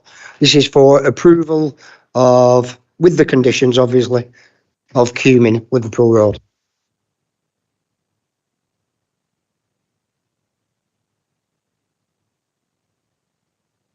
Members are voted in favour of. Oh, sorry.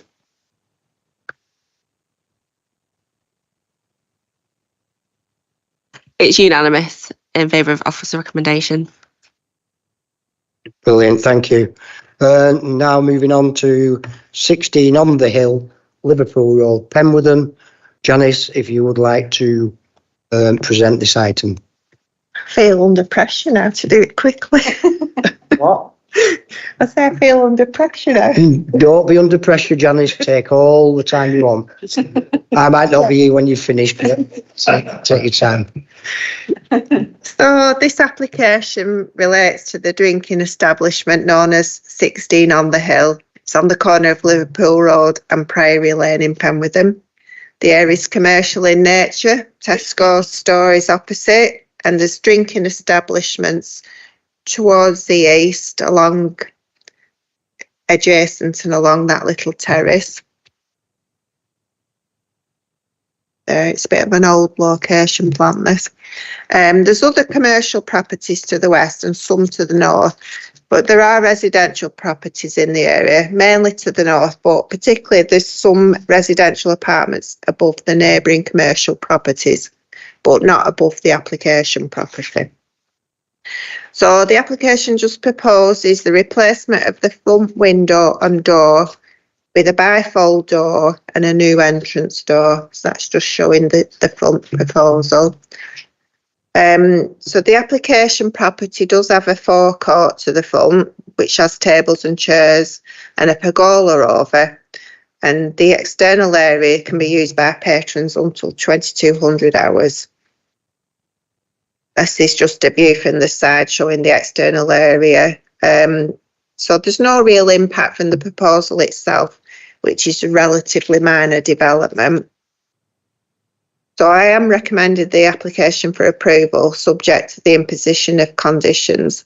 But as part of the change of use permission when it became a drinking establishment, a number of conditions were imposed which are being reimposed on this current application to protect residential amenity. Condition 5 of the original permission has been reworded in the interest of clarity to ensure that only the area immediately to the front of the building be used for external seating, and that's the area shown in this image. However, the condition that required all doors and windows to remain closed at all times except for access and egress, well, that's no longer appropriate given that this is an application for bifold doors. And it was also noted that the condition requiring a noise management plan had never been discharged, and therefore condition 6 is being imposed. And the applicant's aware and is in contact with environmental health to get some advice on this. Thank you, Chair. Okay, thanks, Janice. Councillor Shaw. Thank you, Chair. Thank you, Janice. Yeah, I'm pleased with the conditions being clarified there with that. But the bifold doors thing, with the exception of the one little door to the upstairs properties, next door to that is another bifold door. It's just the thing that you're going to get along that thing. The main thing with this property and with the times and the layout outside is that it be competitive with the others on the same block, and I think it is. So I'm going to propose that we accept this. So that's a proposal for approval, Councillor Shaw. Thank you. Seconded by whom? Oh, Councillor Pillinger. Does anybody want to refuse this application?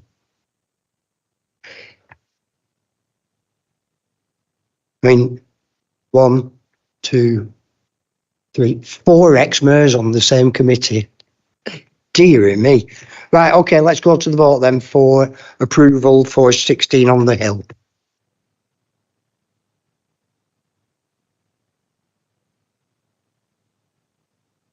Oh, yeah. Sorry, 3 ex-mayors and 1 current mayor. I was just checking you were still awake, Councillor Mullinoe.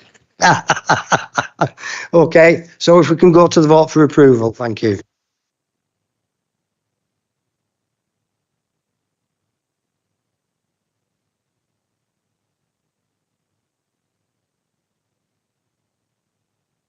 Let's do it the old-fashioned way. Show of hands, please. Okay, Liz. Members have voted unanimously to approve with conditions. Okay, thanks very much for your attendance tonight, ladies and gentlemen. Just before we all pack up and go on our happy way, I'd just like to thank Janice for her service to this committee over the last 30 years. Started in 1994, and she's handled over 5,000 applications, and this will be her last committee meeting as she is retiring. So thanks very much. All right, thank you all on that happy note. And yes, I do have a stopwatch, and yes, they all have the 4 minutes.